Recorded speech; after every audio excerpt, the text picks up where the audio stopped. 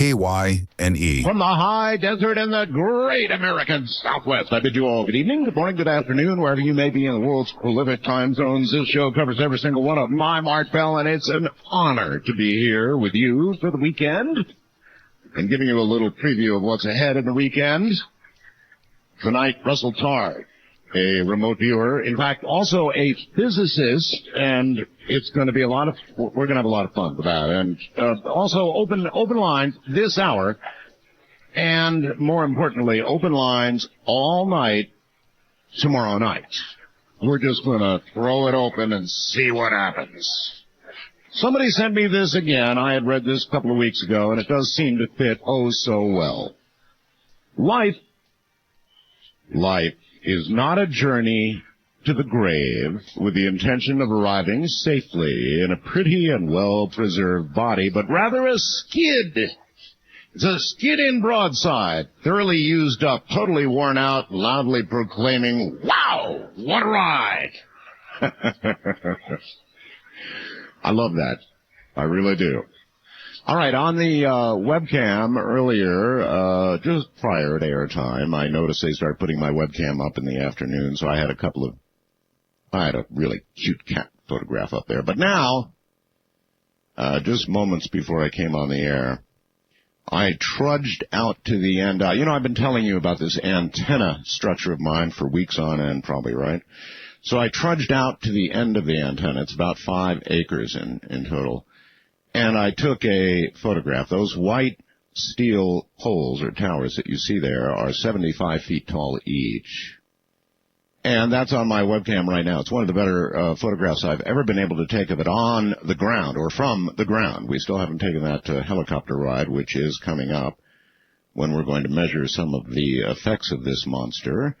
But I thought this would give you a pretty good idea of what it looked like from the ground. It's really one of the better ground shots. So that's on my webcam right now.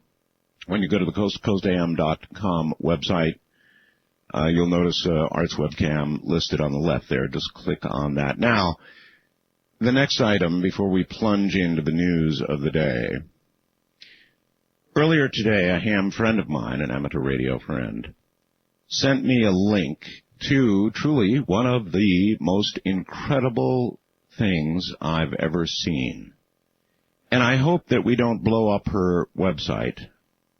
But there's a young Russian gal named Elena who is a motorcyclist. My, what a motorcycle she has. Her dad worked in, I guess on the Chernobyl, the whole thing, the whole power plant. And this incredible woman, some of you may have seen this, takes high-speed rides and occasionally stops in the dead zones surrounding Chernobyl. And I think every human being on the planet, every single one of you should be looking at this. It's a series of perhaps as many as 30 or 40, I might add, high-resolution photographs of Chernobyl and the towns surrounding Chernobyl. And,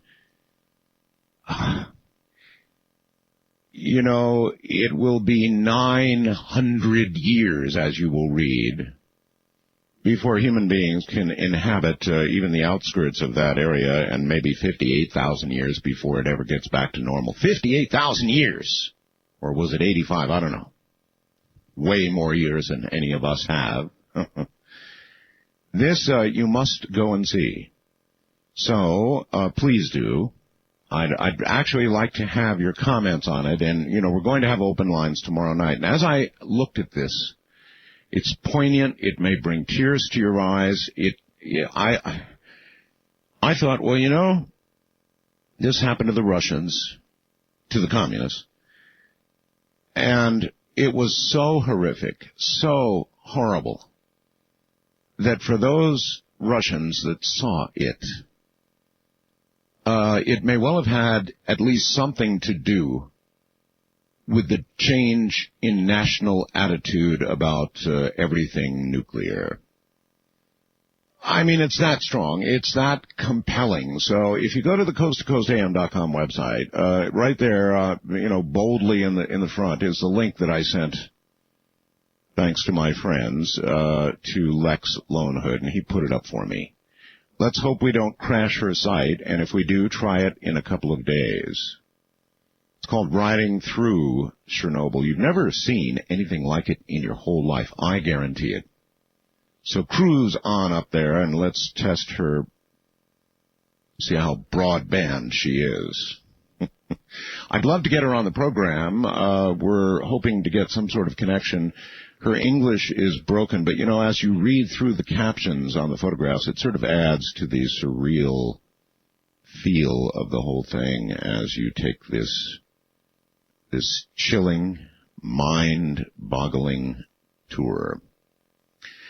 In a moment, we'll dip into the real news of the world. Well, the Riding Through Chernobyl website appears to have crashed. That took about 3 minutes.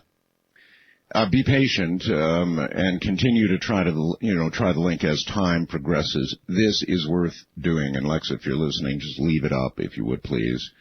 Hopefully, her website will recover.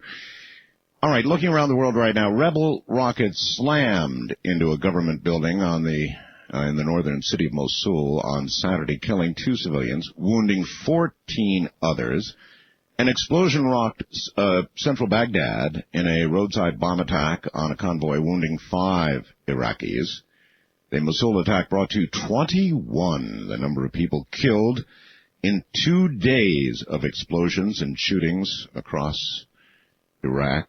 And I wonder out loud now how we're going to get out of Iraq, whether we ever will get out of Iraq, and whether we're just going to be a standing target. It works both ways, and I'm trying to think this through, what's happened in Iraq. I was not exactly for the entire war, as you know, prior to its occurrence, but it's happened now. And so, a really good question is, what do we do now?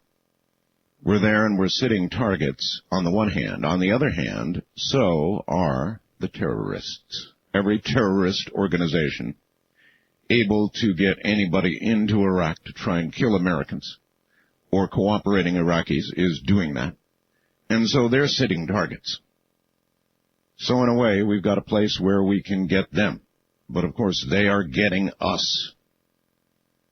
So I don't know. What's the exit strategy? Was there ever one? I believe our president said we will not remain a day longer than necessary, and I'm wondering how long it will be necessary. John Kerry said Saturday the White House is committing character assassination with its treatment of former counterterror chief Richard Clarke in order to avoid responding to questions about national security. Kerry also said that Condoleezza Rice, President Bush's national security advisor, ought to testify in public before that commission investigating the September 11th terror attacks. All kinds of things right now running around the Internet about people who reportedly had foreknowledge about what was going to happen September 11th. I guess the hearings will find out, maybe. NASA has apparently set a record by this plane it sent up earlier Saturday. This plane that for 11 seconds accelerated within the atmosphere to 5,000 miles per hour before plunging into the Pacific about 400 miles off the California coast. 5,000 miles an hour. I wonder where we got the technology that allowed that. Ever wonder who would represent Saddam Hussein in a trial? Well, it's going to be a French lawyer. Not a great surprise there. Known for defending terrorists, and, in fact, a Nazi leader at that. This French lawyer said Saturday he will defend Saddam Hussein. Apparently got a plea from Saddam's family that he be defended, and so this French lawyer will take it on the job. I just caught this before airtime, and it's pretty interesting. New Orleans, it's a groundbreaking court decision that legal experts say will affect everyone. Police officers in Louisiana, it seems, no longer need a search warrant or an arrest warrant to conduct a brief search of your home or your business. Leaders in law enforcement say, why, it'll provide safety to officers, but others argue it's a privilege that could be abused. The decision was made by the New Orleans-based Fifth Circuit Court of Appeals. Two dissenting judges called it, quoting here, the road to hell, end quote. The ruling stems from a lawsuit filed in Denham Springs in 2000. New Orleans Police Department spokesman Captain Marlon DeFilo, I believe it is, said the new power is going to go into effect immediately and will not, he says, be abused. Well, here's one you ought to pay attention to. The first known hurricane to form in the South Atlantic churned off the coast of Brazil. It's going to hit Brazil. Churned off the coast of Brazil as puzzled forecasters wondered just how the storm came to be and whether it might hit land. No hurricane has been spotted in the South Atlantic since satellites began tracking all of this back in the 1960s. It's never happened, folks. You see, hurricanes don't form there.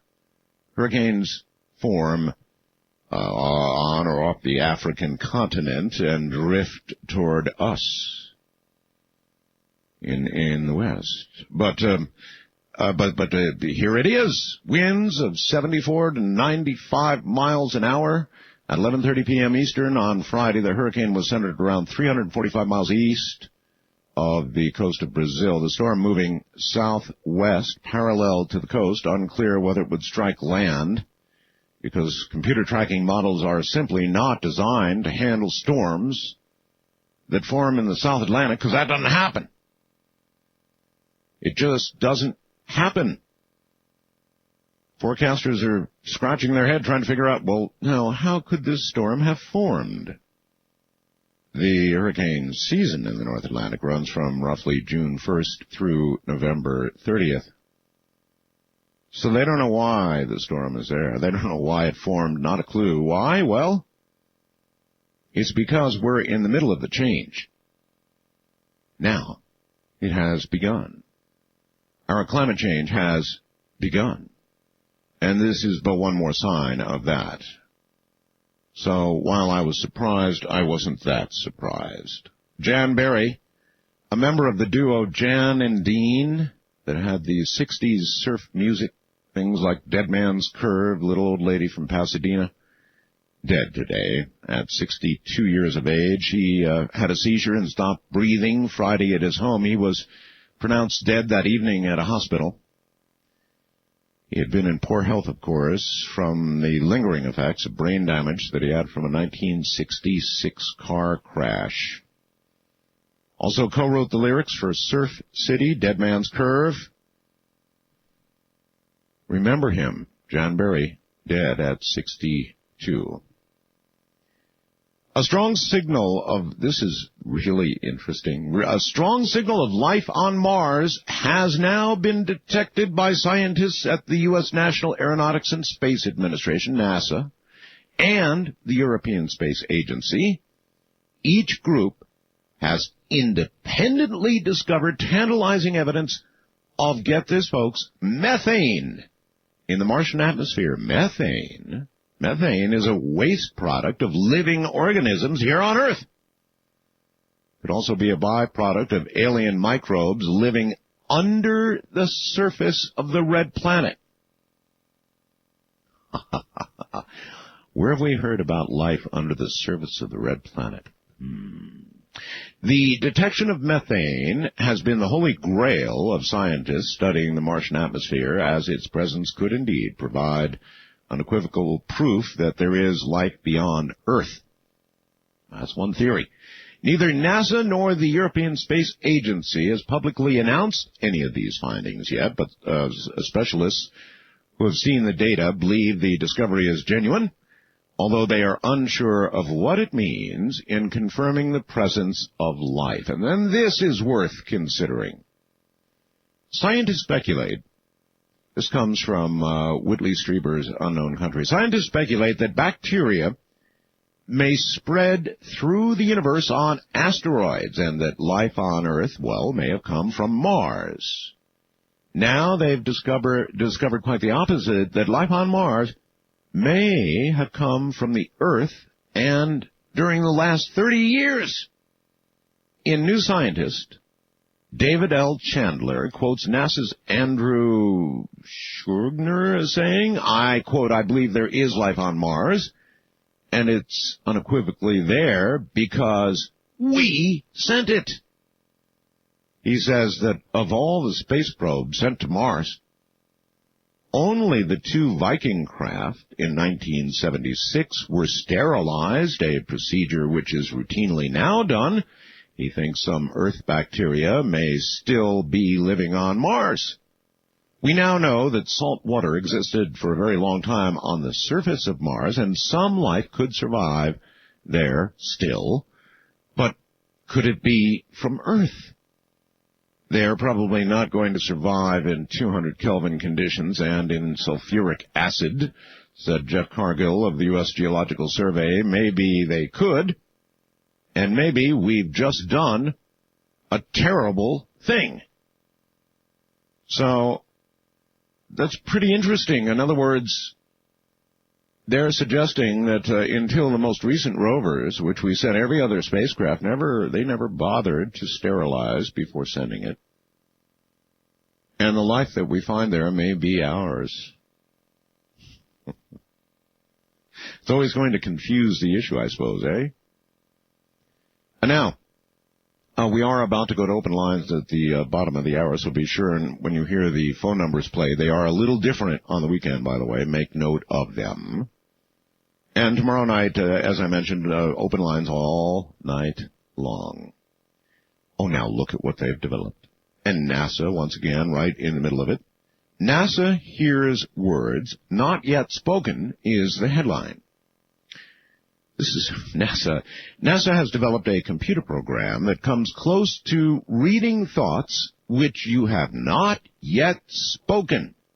How are they going to do that? Well, they do it by analyzing nerve commands to your throat. In other words, you need not actually speak the words. The words can be retrieved by a computer before they even reach your lips. Now, how many times do you, think about something upon meeting somebody, have a fleeting, fast thought? We all have first reactions to people, or bosses, or friends, or, mates in life. Keep that damn machine away from me. Anyway, this machine would have application, of course, to perhaps help the handicapped, because their thoughts cannot be articulated as the rest of us would. So I guess all they would need to do is think of it and begin to mentally form the words, and out they come. Remarkable. They simply put sensors under the chin and then one on each side of your Adam's apple. And somehow they are able to cause, or your brain will then, of course, send commands to speech organs, but even before those commands are executed by the mouth, this machine would pick them up. So, now let's think about this. How many times in your life have you had something that you were about to say right on the very tip of your tongue, but you held it back, therefore saving yourself some terrible embarrassment or possible even further trouble? Heck, as a talk show host, it's happened to me a lot. Lordy, what if there was a machine like that hooked up to me and then modulated out to the air, and things that I was thinking as I was talking to a caller or a guest or simply doing a monologue came rolling out without my specific permission? Well, they've got the technology. So how about it? You up for having a couple of electrodes hooked up to your Adam's apple? Maybe your chin?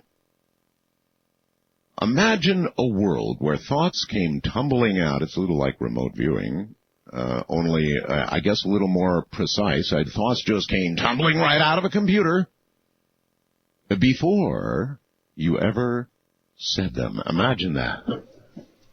Imagine a lot of things. That's what we're here to cause you to do in the nighttime. From the high desert? Well, all right then, as promised, here we go. First-time caller line, you are on the air. Good evening. Hello, Art. Hello, sir. Yes, that's you. Okay, this is Orville. I'm calling from Miami, Florida. I listen to you on WIOD. Yeah, oh, what the big monster there, yes. Oh, yes, it is. I went on your website before the show started about 2 hours ago and saw the link to Elena's webpage and read all 27 chapters, and that is amazing. It is. I mean, she's got stuff in there that you do not see or did not see when this was in the news. And if I might inquire, when you had finished the tour, what were your feelings, your emotions? It was, well, a lot of them. The biggest one was that I didn't believe that it could have caused so much damage. Yeah. You know, it hit me so hard that I wondered, if the communists, after experiencing that, and until, we've had this kind of a tour available on the website, right, and we wouldn't know, and just as you didn't know, but they really experienced it, and to see that, it might change one's entire way of thinking. I don't care, communist or Republican or who and what you are. You've seen that. Yes, I agree with you. It makes you wonder what the people, if the people at 3 Mile Island saw that, what they would have done. I don't know, but everybody should see it. Everybody. And yes. So, I hope the poor lady... Well, it is back up now, because I just went in and looked at page 1. All right. But then I dropped back off, because I've already seen all 27 pages. Oh, excellent news. All right. And I did a good thing, I hope. I sent the webmaster about, let's see, I'm in the Eastern time zone, so about 4 o'clock this afternoon, I think it was. Maybe it was a little later. I sent the webmaster a note telling him to expect lots of hits tonight. And he replied saying thank you and asked me why, and then I told him. Well, I hope some of you out there will write to Elena, and if you can find a way. And yes, I want her as a guest. I want to talk to her.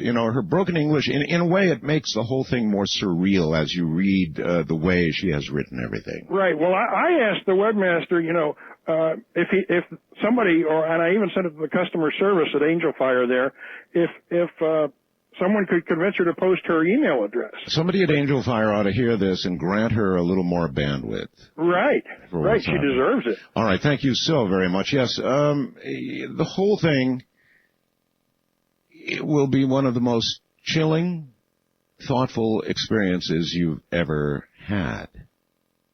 This is something we did.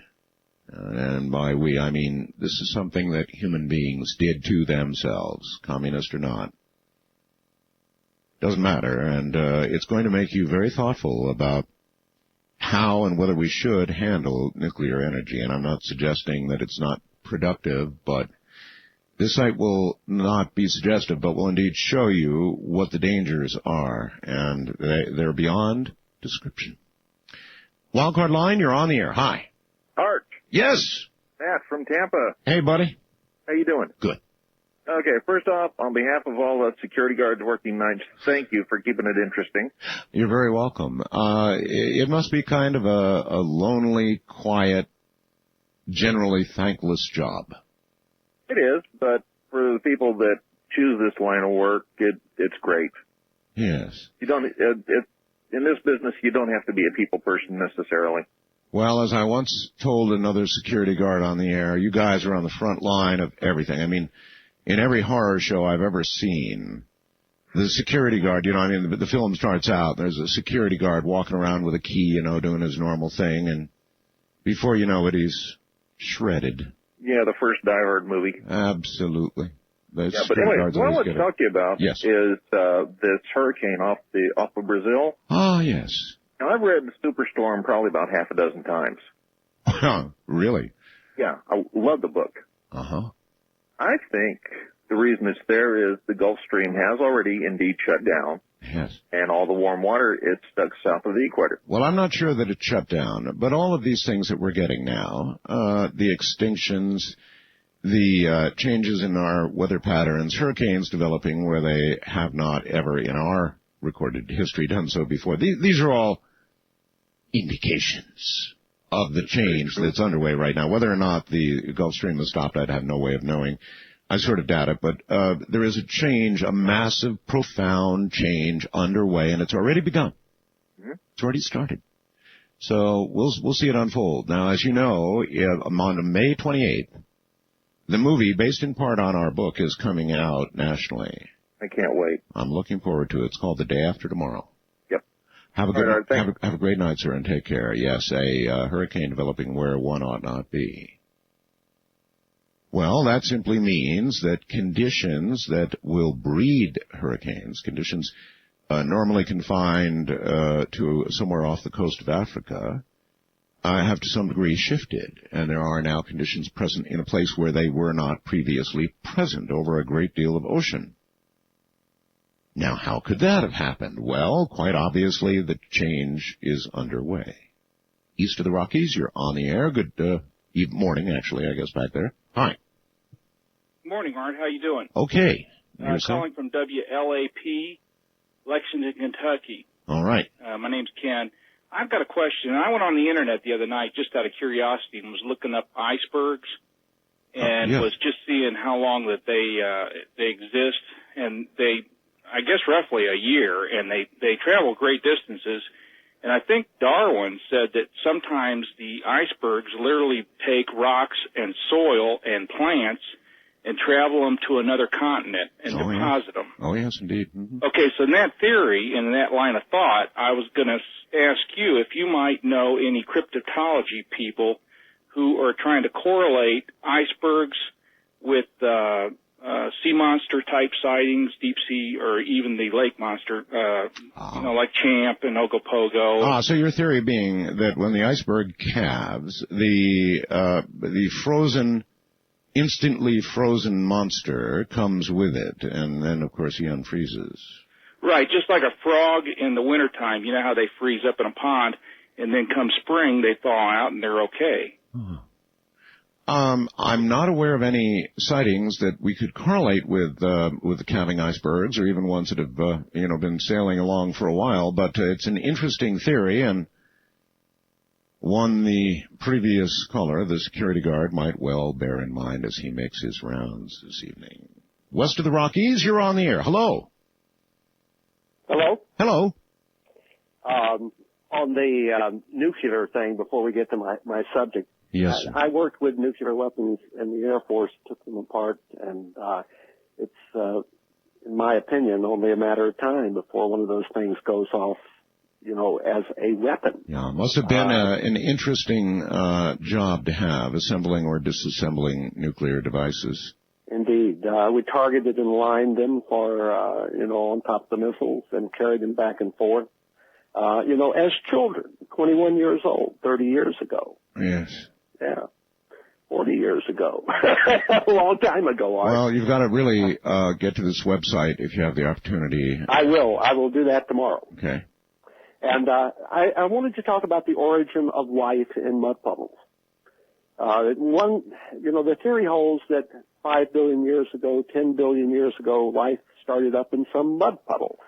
And the question that I ask is, if it could do it then and there, or if it did it in a thermal event somewhere, why doesn't it do it again? It's had 5 billion years to start up right here on Earth, a separate time, but according to, the theory of evolution, we're all interrelated to this original life form. But if the theory of evolution and origins were correct, you'd think in that intervening period... That it would, yes. I get your drift. A lot of mornings I feel like I crawled out of a mud puddle. However, what he suggests is indeed an interesting thing to ponder. If a life formed in a mud puddle, or even for that matter, the ocean, then should we not be able to detect this continuing evolutionary process, which some would suggest is very common as lightning strikes these various bodies of water and so forth and so on? There should be new life emerging. Well, maybe there is, and we simply don't detect it in the riot of life that already exists here. I don't know, but it's an interesting thing to ponder. You're on the air, Coast to Coast AM. Where are you calling from, please? Oh, hi, Art. Is it me? Yes, it is. Oh, I'm calling from the Big 550 in St. Louis. KTRS. KTRS. Yes, ma'am. Hi. I wanted to ask a couple of questions. First of all, I understand the Bush administration had authorized licensing to nuclear plants for operation that were substandard and dangerous. That I'm not aware of. However, one never knows. But I thought that our, Nuclear Regulatory Commission had rather stringent regulations, and I don't know. I had heard something about that a couple of years ago, and also this phenomenon with the dolphins and the whales beaching themselves. Yes. Down in Florida and on the East Coast. Yes. I read, I did a report, this was in college. There's some kind of testing, sonar testing going on off the coast of Puerto Rico, and they were suing the administration of the Navy. Yeah, the Navy has been actually sued over this number of times, also in some sonic testing they were doing off the coast of Hawaii. So this is not new. A lot of people have complained about the possible damage to marine mammals by, with the testing they're doing. Well, what kind of testing is it? What are they trying to do exactly? Well, I guess a lot of it is new sonar-related stuff in various ways to either, find submarines and that sort of thing. It's ongoing. And I suppose, their argument certainly would be that it's necessary for national security that we do this sort of thing, that we test these sorts of things out. And I understand the other side of it as well, the concern for the mammals. I was watching a very interesting, my God, I love the Discovery Channel. What a wonderful channel that is. I was watching a special on on the state of Florida, up in the Panhandle. They've got these natural springs, and divers were going down to a depth of about 300 feet and then diving for miles and miles and miles under these caves of incredibly fresh water. Now, just one little worrisome thing, though, that seems to be driving them ever so harder now. There's no farming in the area that could contribute toxins, and yet they're now measuring these toxins at just unprecedented levels in the water, and they have no idea where they could come from. And so they're trying to trace these underground tunnels. Divers risking their lives, going 300 feet down and then through tunnels from which there would be no escape should your equipment in any way at all malfunction. And they're trying to figure out how these toxins, normally the water in these tunnels would take millions and millions or tens of millions of years to get down there in the first place. And it's clean, but it's got these toxins. Well, the mystery is, where are they coming from? And I suppose, what effect are they having? West of the Rockies, you're on the air. Hello. Hi, Art. Yes. Yes, this is Steve. I'm in Hesperia, California. Oh, yes, Steve. And you are obviously on a cell phone. Right? Just getting home. No, Steve. I said you're on a cell phone. Yes, I said correct. Yes, okay. And anyways, I was calling to tell you about a time when me, my wife, and my father were, I was living in Lucerne Valley. I'm sure you know where that is. I do. And we were up there. I lived up there pretty much to the top of one of the roads that go up towards the mountainsides, the San Bernardino Mountains there. Yes. And we were sitting out there on the front porch in the middle of July, as a matter of fact. And come across a couple of orbs glowing in the sky. Ah, orbs. And they were really bright, and they looked far away. What makes you call them orbs? They were round, glowing, kind of almost like a fireball, but not really like a fireball. It's just real bright. Yes, sir. Orange-colored. And what? I thought that was real interesting. I've been wanting to call you for years. I'm a long-time listener. Thank you very much. Well, you have now, and it does bring up the subject of orbs. Now, I don't know, a few months ago or so, I was kind of, I don't know, I think I was at the stage where I believed that these orb photographs were nothing more than lens reflections. I mean, they very much look like lens reflections, but then with a closer examination, while some of them surely are, many certainly are not lens reflections. And so an orb, I don't know. An orb could be anything in the world or out of this world. An orb could be a dimensional being represented by, I don't know, that energy. An orb could be a human spirit, a soul. Or, well, I just don't know. But what I do know is not all orbs are simple reflections of a lens, which at first glance most people, I think, would think they are. East of the Rockies, you're on the air. Hi. Hello. Hello. This is Bob. I would like to know whether a Suez-type canal, a sea-level canal across the Isthmus of Panama would attenuate the hurricanes in the South Atlantic.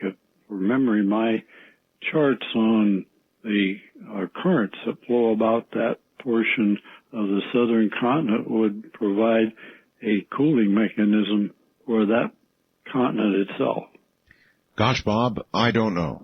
And being honest with you, I have no idea if it would attenuate.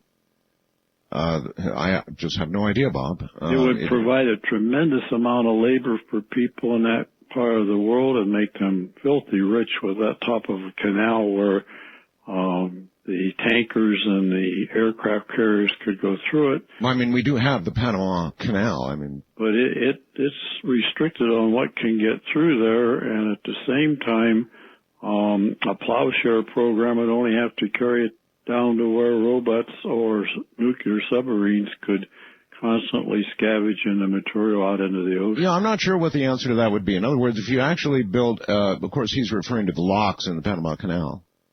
If you would actually build across land, an opportunity for the Atlantic to meet the Pacific and to join in at that point. I'm not saying it might not be a good idea, but it might not be a good idea.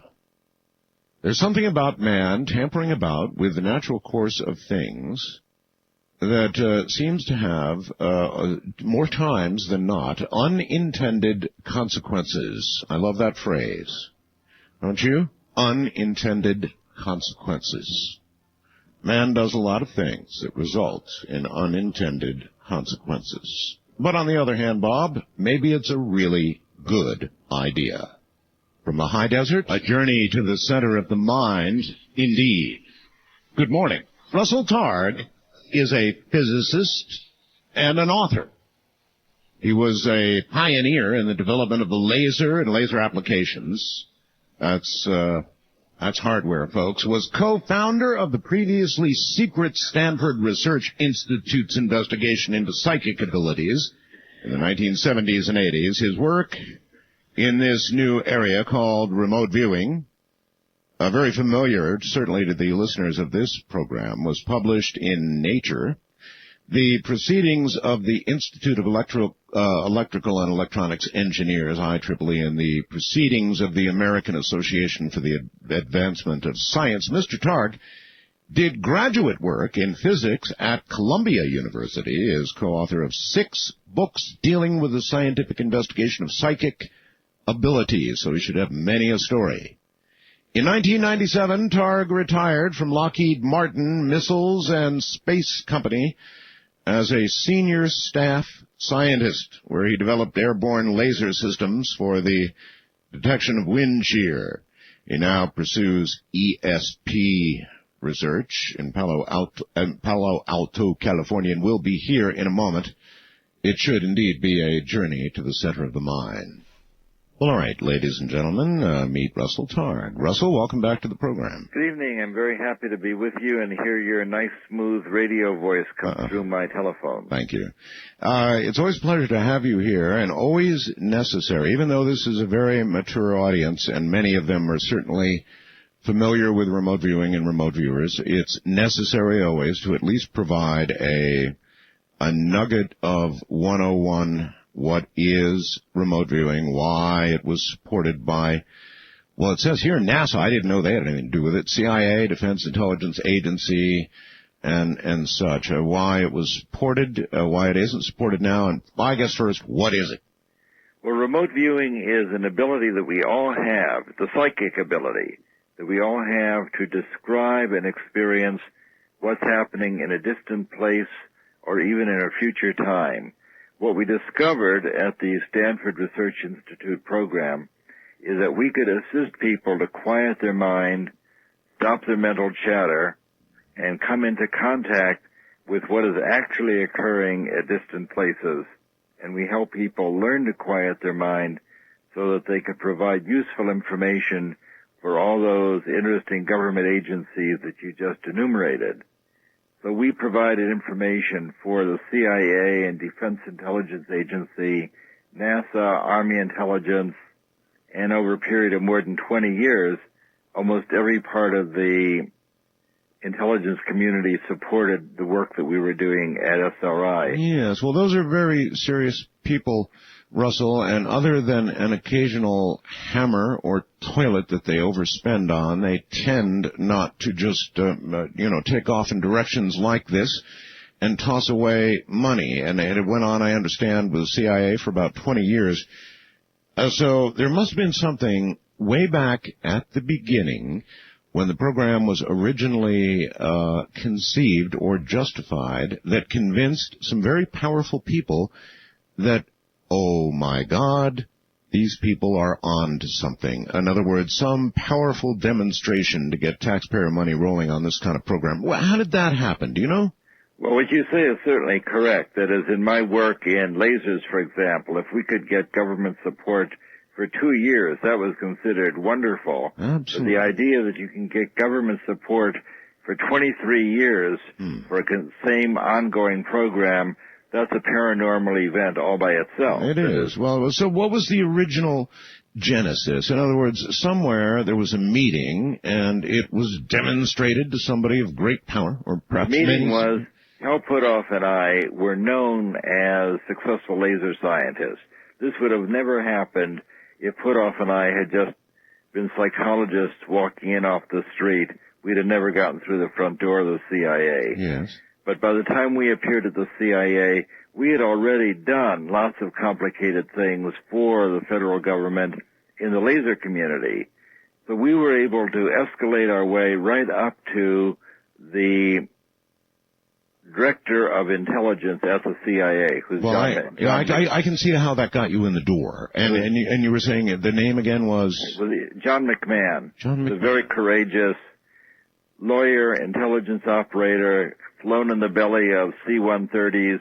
I worked for John McMahon as head of our program at the CIA, and then a decade later, he and I both left the program and both went to Lockheed. Mm-hmm. Of course, he went to Lockheed as the president of Lockheed, and I went as an engineer, but our friendship continued. But when Hal Puthoff and I walked into John McMahon's office at the CIA, he was prepared to give us a very few minutes. And we told him, as scientists, we had found that people could describe what's going on in distant places. And we told him about experiments we had done with Ingo Swann, who's a famous New York psychic, yes, and Pat Price, who was a psychic police commissioner who worked with us. And we had been describing different places in the San Francisco Bay Area where someone would go and hide, and then Pat or Ingo would describe very, very accurately what it looked like there. And you had documentation of this? Absolutely. We had the greatest oversight that any program at Stanford ever had, where we showed pictures of what it looked like at the distant hiding place, together with the description that the psychic gave us in the laboratory. McMahon said that if we're really doing that, then we're wasting our time describing swimming pools and churches in Palo Alto. Yes. Here's places that really need a description. Yes. So 2 weeks later, he sent a CIA physicist to Stanford Research Institute, and that man gave us geographical coordinates, latitude and longitude, of a place that the CIA really wanted a description of. I've never heard this, so this is how it happened. This was McMahon said, we have national security interests. We would really like to know some of the activities in the Soviet Union. Mm-hmm. So he sent us a CIA operative with geographical coordinates. Mm-hmm. So Pat Price, the police commissioner, and I went up to our little electrically shielded room, and Price, as he often would do, would polish his glasses and close his eyes and went on to describe his mental impressions that were triggered as I read off the geographical coordinates to him. We're sitting in this little metal-walled phone booth-like arrangement, little 6x6 cubicle covered with electrical shielding. Price closed his eyes and said that he is psychically lying on the top of a building, and he said the sunshine feels good on his body, but as he lies there in the sunshine, an enormous crane is rolling back and forth over him. He said this is the biggest crane he'd ever seen. This is all psychic perception. He said the crane is so big it has wheels on one side of the building and wheels on the other side. That he never saw anything like this. He wants to draw it. And he then made a drawing of what he called a gantry crane, a giant A-frame crane with 8 wheels running on tracks on either side of the building. He made quite a good-looking three-dimensional drawing of that. All right, so this man was seeing this from the perspective of lying on the building, looking up at the crane with it literally rolling over him. That's what he said. That was his experience. Okay. Now, the interesting aspect of remote viewing that makes it so useful is that once you've made contact with a target site, you have mobility at the target so that he could then pull back and describe what this thing looks like from various perspectives. So we climbed out of our little booth and went down to a secure safe because a CIA man had a satellite photograph. This is in the 70s where satellite photography was top secret. Mm-hmm. So we went into the secure facility at SRI and they unrolled this big drawing, and sure enough in the middle of the drawing was a gantry crane just like Price described. Yeah, that'd do it. So people were very shocked at this. Do you know what in fact the target was? Well, the target was this facility at Semipalatinsk in the Soviet Union, and they wanted to know what was going on there. So the thing that we were told is what they always say is, well, you described very accurately what we already knew was there. You're looking at the right place. Can you tell me about what they're building inside that building, which nobody in the Western world knows? Yes. Now, of course, we could give a perfect description of that, and we would never get feedback. But we went back into our room, and Pat Price described that they were fabricating a big steel sphere, 60 feet in diameter, and they were trying to weld it together out of orange peel-shaped slices. They're trying to build this big 60-foot sphere, and he drew how they were trying to weld it together. Yes. Well, 2 years later, unfortunately, Price died, and the Russians finally rolled the big sphere out of the building where it was being constructed so that our satellite photography could verify that Price had exactly described what they were building, and it was concluded by the CIA that the Russians were building a particle beam weapon for the purpose of shooting down the satellites of America that were taking these pictures. And we then wound up before the House Committee on Intelligence Oversight because Congress was concerned that there was some kind of security leak because no one else in the Western world had this information. That's astounding. That's astounding. So they wanted to know, how did a bunch of crazy psychics in California have this information about a particle beam weapon and nobody else knew about it? Understood. And so you, of course... The result of that is that our friends from the Defense Intelligence Agency and the CIA came and said, no, indeed, there was no security leak. These people provided information to us over the past 2 years, and we got to stand just where our late great president Clinton stood in the well of the House of Representatives, and we were defending our program the way he was defending his presidency. But we prevailed, and they told us to press on, and we pressed on for another 20 years. Well, I believe now, for the first time, the American people are hearing how it really began. That's a pretty darn impressive beginning. So we provided what looked like a three-dimensional mechanical drawing picture of something that was going on in the Soviet Union that nobody else knew about. That would do it. And I should say that we describe how that all happened in my brand new book called Limitless Mind. We describe a lot of stories for the first time. This is the first book I've written by myself, so I don't have a well-behaved author, co-author to hold me back. I talk about stuff we did with the FBI and the CIA and some of our war stories. Do you think you went too far? No, this has to be told now. See, you have good friends like Michio Kaku out there who says there is no ESP, it's all some kind of mistake. And on the other hand, we're providing information to the CIA and the DIA for 2 decades.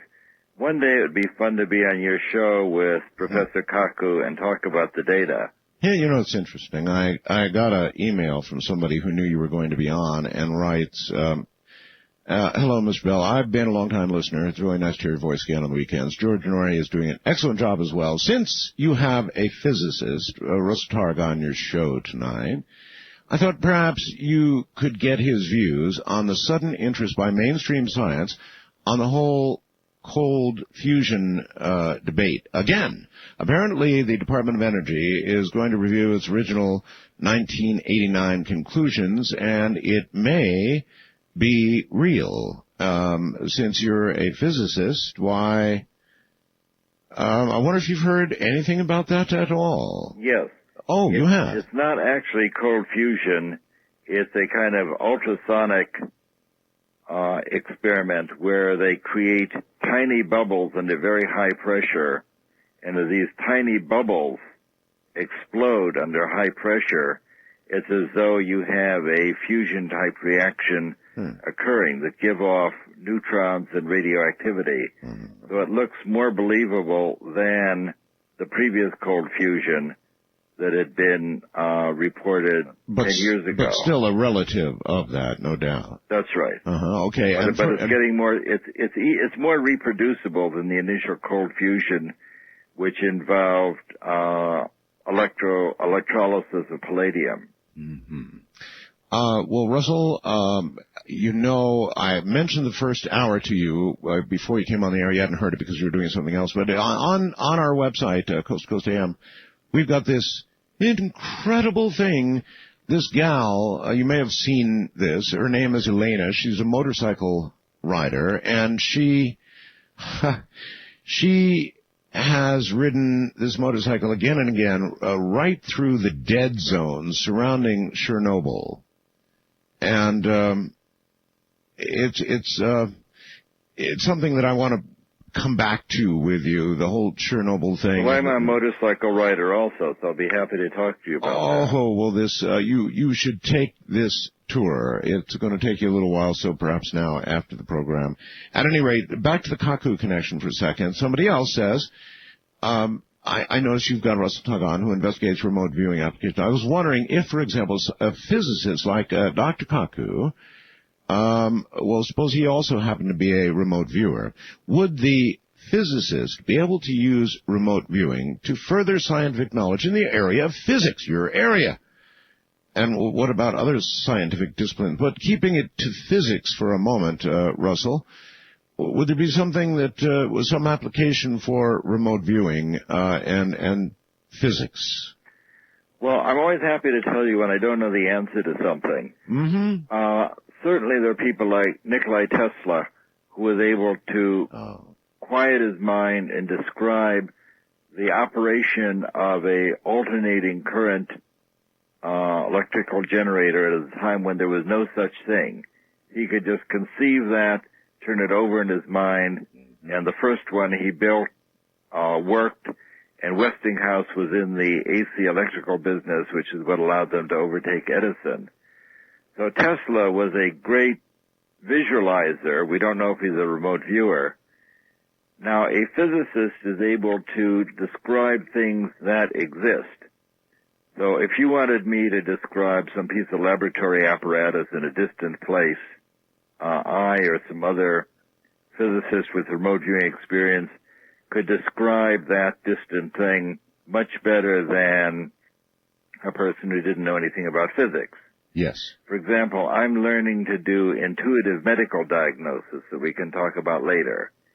And in order to do that, I watched 40 hours of anatomy and physiology videotapes so that if I scan somebody's body psychically, I'll be able to tell the difference between a gallbladder and a spleen. You would know what you're seeing. So that so that a physicist has a much better chance. Joe McMoneagle is very sophisticated about electronic hardware from his lifetime as an intelligence operative. So he can describe radar equipment and microwave equipment and mechanical stuff much better than, say, my dear photographer friend Hala Hamid, who didn't know anything about technology. Does remote viewing, Russell, eclipse time, the present, the future, the past? Does it matter? Can you look at the past as easily as you can what is happening presently and might happen in the future? I would say that for listeners who are going to leave shortly, the most important thing I can tell you is that it's no harder to psychically describe the future than it is to describe the present. The reason that we know psychic abilities are non-local is that we can see into the distance and we can equally well see into the future. And we can talk later about a trip I made to Russia where we had a famous Russian psychic describe what was going on in California 10,000 miles to the west and 2 hours into the future. And the past. What about past? Is that also accessible? The past is a very tricky issue. All right, hold it right there. We're going to break, and we'll be right back. My guest, Russell Targ. What he does is called remote viewing, and it's real. It, of course, it is real, so it merits your attention. Stay right where you are.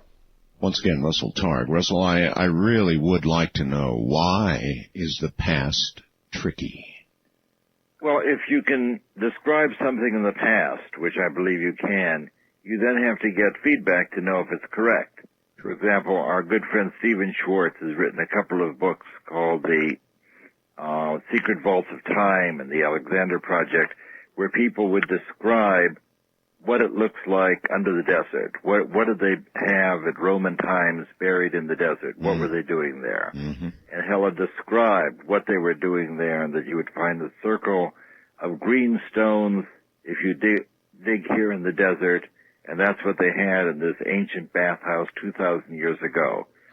So she looked back in time and said there was a bathhouse here, and at that point it sounds like a correct view into the past.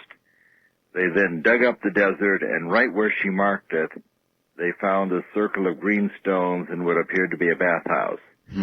So, well, that looked like very good remote viewing into the past.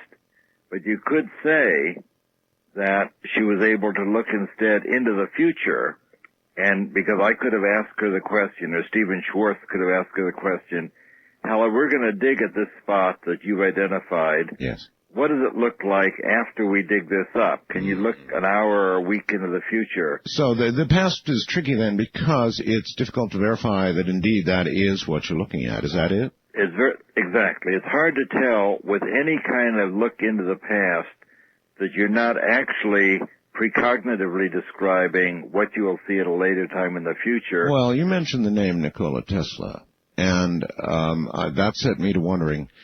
Obviously, the man had an incredible mind, and he probably knew things that would aid us today, for example, in our quest for energy that's quickly running out. And I don't know. You tell me, is it possible to examine instead of a thing? Can you examine, for example, a person who once lived? That's it. You could try and make contact with him as a deceased person. Oh? That is, You're actually asking quite an interesting question. That is, could you go back in time and communicate with him at an earlier time? Well, I don't know if that's what I'm asking. Maybe I'm asking what you just said. Maybe I'm saying, can you communicate with spirits? So I'm not sure which I'm asking, and the same verification problem, I guess, applies here, doesn't it? Would you be talking to the Nikola Tesla who once was in time, in a past time, is now passed on, or would you be finding the continuing living spirit and intellect of Nikola Tesla wherever he is now? Well, I don't know. I'm pretty familiar with the research in this area, and I don't know of any experiments, maybe a listener will call in, I don't know of any experiments where a researcher tried to communicate with a person as that person was living at an earlier time. I've never heard of that being done. Though that's a conceivable thing to try and do. Generally, they will say, well, this person is deceased, and there's been a lot of research in an effort to try and communicate with a person as a deceased entity. F.W. Myers, who was a great researcher at the turn of the century, had an idea that in order to communicate, in order to accurately determine whether or not a psychic medium was bringing you information from the deceased person rather than just manifesting some kind of super psychic ability, the deceased person would have to give fragmentary evidence, messages, to different mediums who weren't in touch with each other. And then if you had these fragmentary bits put together like a jigsaw puzzle, that would show that you really had a surviving spirit because you had all those little pieces, and ESP wouldn't do the trick.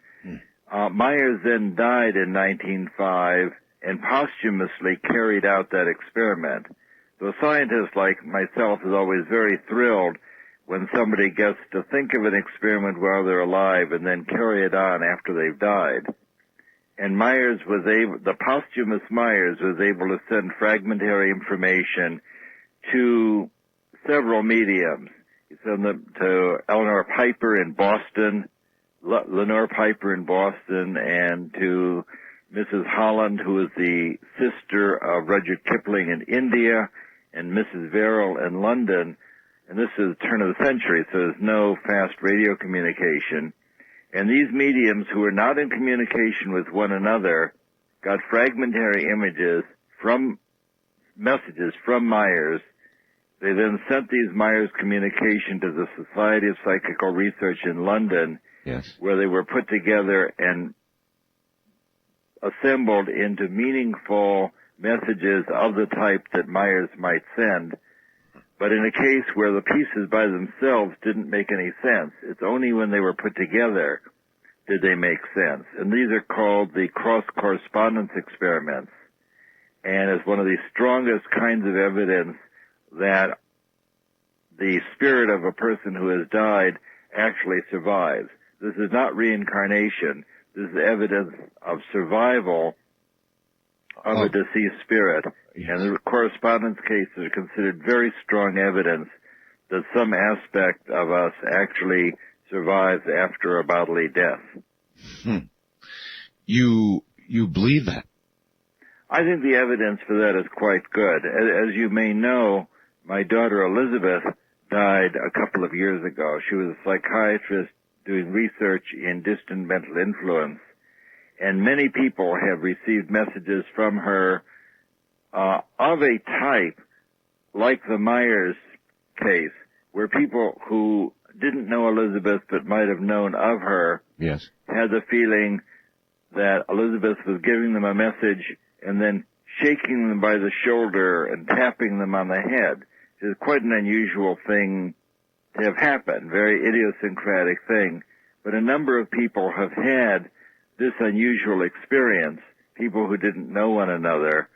So it's very good evidence that Elizabeth is still communicating with people, and my co-author Jane Catra is collecting information from a number of people who have spoken to her about messages that they've gotten from my deceased daughter. And I I describe a number of things that have happened concerning Elizabeth. In my new book, Limitless Mind, I describe an adventure we had sitting on the porch talking about Elizabeth as the lights in the house flashed on and off. There was no one in the house, and each time we would mention her, the lights would flash on and off again. So we had a number of surprising occurrences that suggest that she's still here making an effort to communicate. I'm in touch right now with a man, I believe, down in Florida named Tom, who is having a written word conversation. I may even get to him and interview him tomorrow night with what he calls a poltergeist, which is actually writing her name. In this case, the young lady's name is Sarah, and this is a man I believe, I may well have him on tomorrow night. He calls her a poltergeist, and who knows what she is, but her name is Sarah, and she is communicating with him in writing. Now, this is the kind of stuff, frankly, Russell, that a lot of people are just going to go, come on, give me a break. This stuff doesn't happen, except it does, Russell. It does happen. Well, as a physicist, of course, I'm most interested in things you can do in the laboratory. The physicists are always looking for evidence. What did you do? Why should I believe you're not making this up? Yes. But I agree with you. The evidence for survival, principally from the work of Ian Stevenson these days, where Stevenson has been writing about memories of children pertaining to their previous lives, where these children remember their previous wives and girlfriends and where they hid money and languages they used to speak. In some cases, they're able to remember who murdered them, so the perpetrator was actually arrested and put to prison. Yes, but all of this seems so fragmentary and unrepeatable for the sake of science. It seems, on the one hand, so real, and begs the question of why, of course, this is just an impossible question, Russell, but why we would have previous lives, why we would be incarnated again and again without benefit of experience, except in such a fragmentary, unreliable, wispy way. In other words, why not have full memory? It's an impossible question, so I don't expect you to answer. Well, the memory is really attached to the physical body. The reason that we're interested in remote view, the reason I'm interested in remote viewing 30 years down the line, remote viewing, of course, can be used to find parking places and invest in the stock market. But more than that, its importance is to discover who you really are. That is, once you discover that you're able to expand your awareness in a true sense and experience what's happening beyond your physical body and move into the spaciousness of time and space, it becomes absolutely evident that you couldn't possibly be simply a physical body. Well, many of the doubters out there, Russell, say exactly that. Well, okay, if the guy can remote view and if it's real, then yeah, how about it? Why has he not done well in the stock market? Why has he not used it for financial gain, picked the lottery numbers, I don't know, whatever? Well, of course, we have done that, as you probably know. That is, in the 80s, we were working with an enthusiastic investor, and we're forecasting changes in the silver market. And each week for 9 weeks, we would forecast whether silver is going up a little, up a lot, down a little, down a lot. We were successful in all 9 of our forecasts and made about $120,000, which we split with the investor. That was investigated and wound up on the front page of the Wall Street Journal. And Nova made a film about us called The Case of ESP. So there's no doubt that you can use psychic abilities. I should say have you privately done so? I mean, once you've realized the ability to do that and demonstrated it as you just suggest, gosh, for Nova, you would think that you would have then used it I don't know, in other commodities markets and made you money, or maybe you have. Well, I would say that I use it when I ride my motorcycle. My vision is quite poor, as you may know.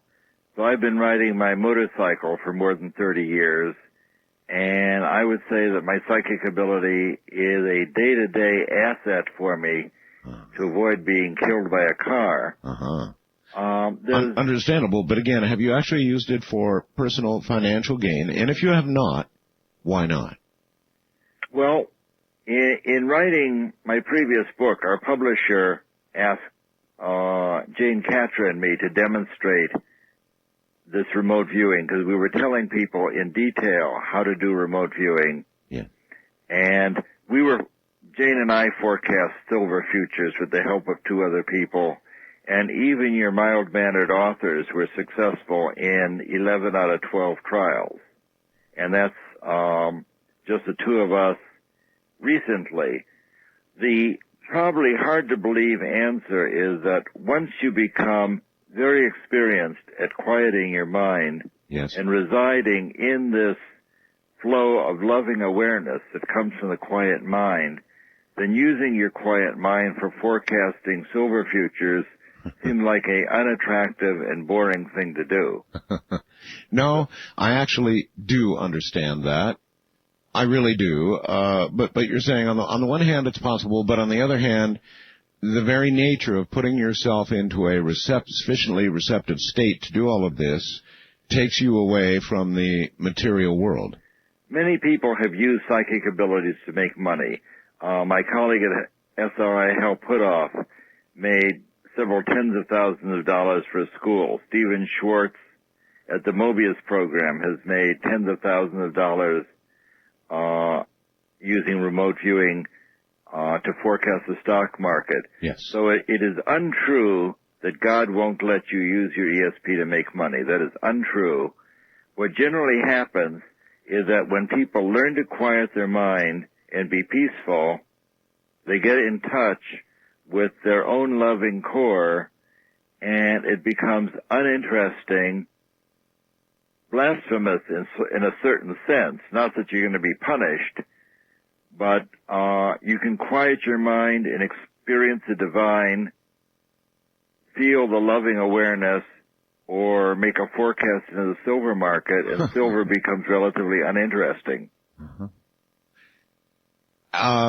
In the course of remote viewing, is there anywhere, Russell, or anything that occurs that makes one completely aware of the fact of a creator? Now, I would say the fact of a creator is not part of either remote viewing or my personal ontology.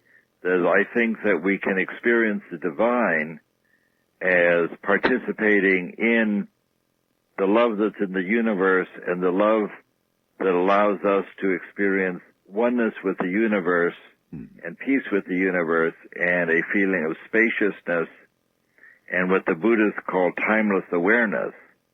So you become in contact with a universe filled with consciousness. But to say that there is a person who is a creator does not come out of that. Okay.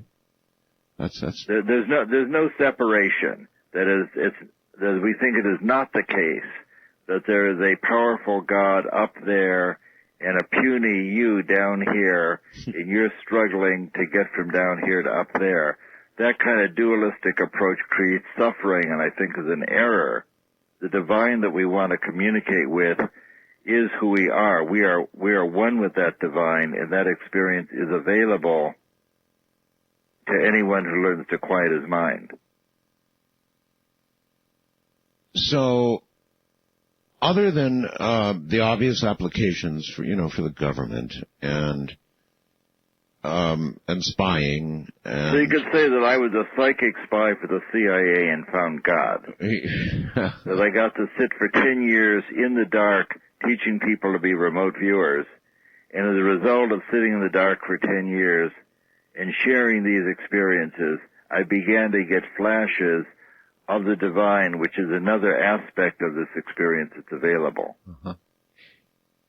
Is it an absolute truth that as the government or CIA would task remote viewers with going to find, whatever, buildings, targets, defense facilities, that kind of thing, that simply getting themselves in this state of mind would tug them away from concentration on targets of that nature? Or was the discipline involved in remote viewing for the CIA or military so strict that it kept somebody focused, and that did not occur? Remote viewers are very disciplined. Remote viewing is a capability that is a mixture of your analytic paying attention and your surrender to the fragmentary images. So that if you ask me to describe a particular distant place, I have no problem doing that.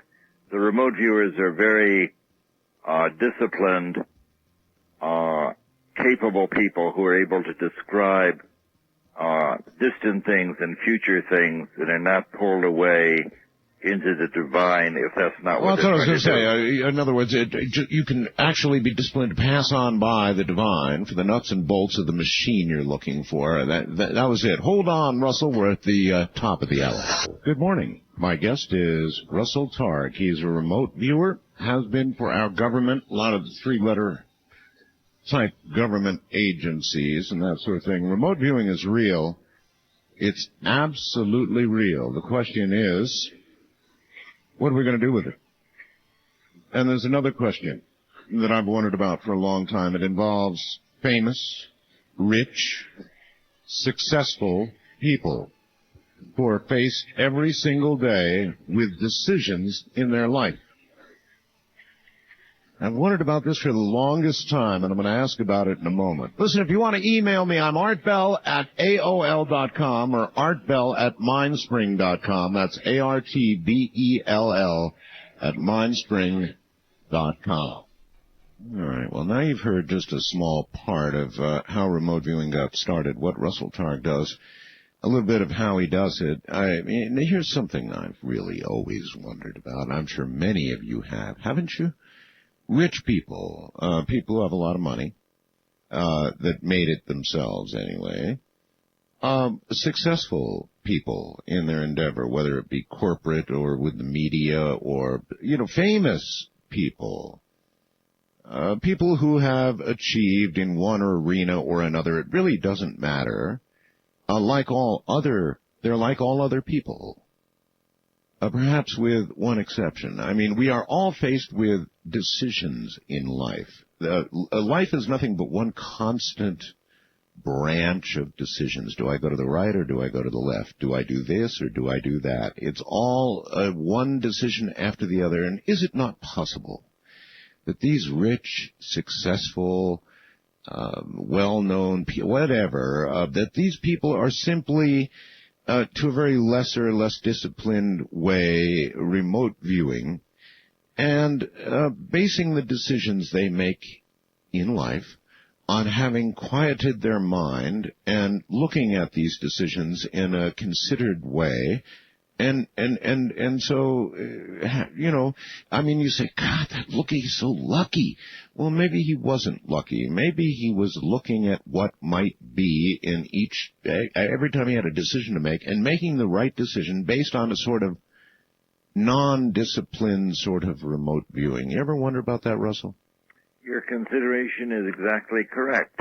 You'll be happy to know Douglas Dean, who is one of the great psychical researchers in the 60s, 70s, and 80s, whose big accomplishment was to get the Parapsychology Association into the American Association for the Advancement of Science. Douglas Dean asked the exact same question you're asking and answered it by going to a meeting of the Young Presidents of America.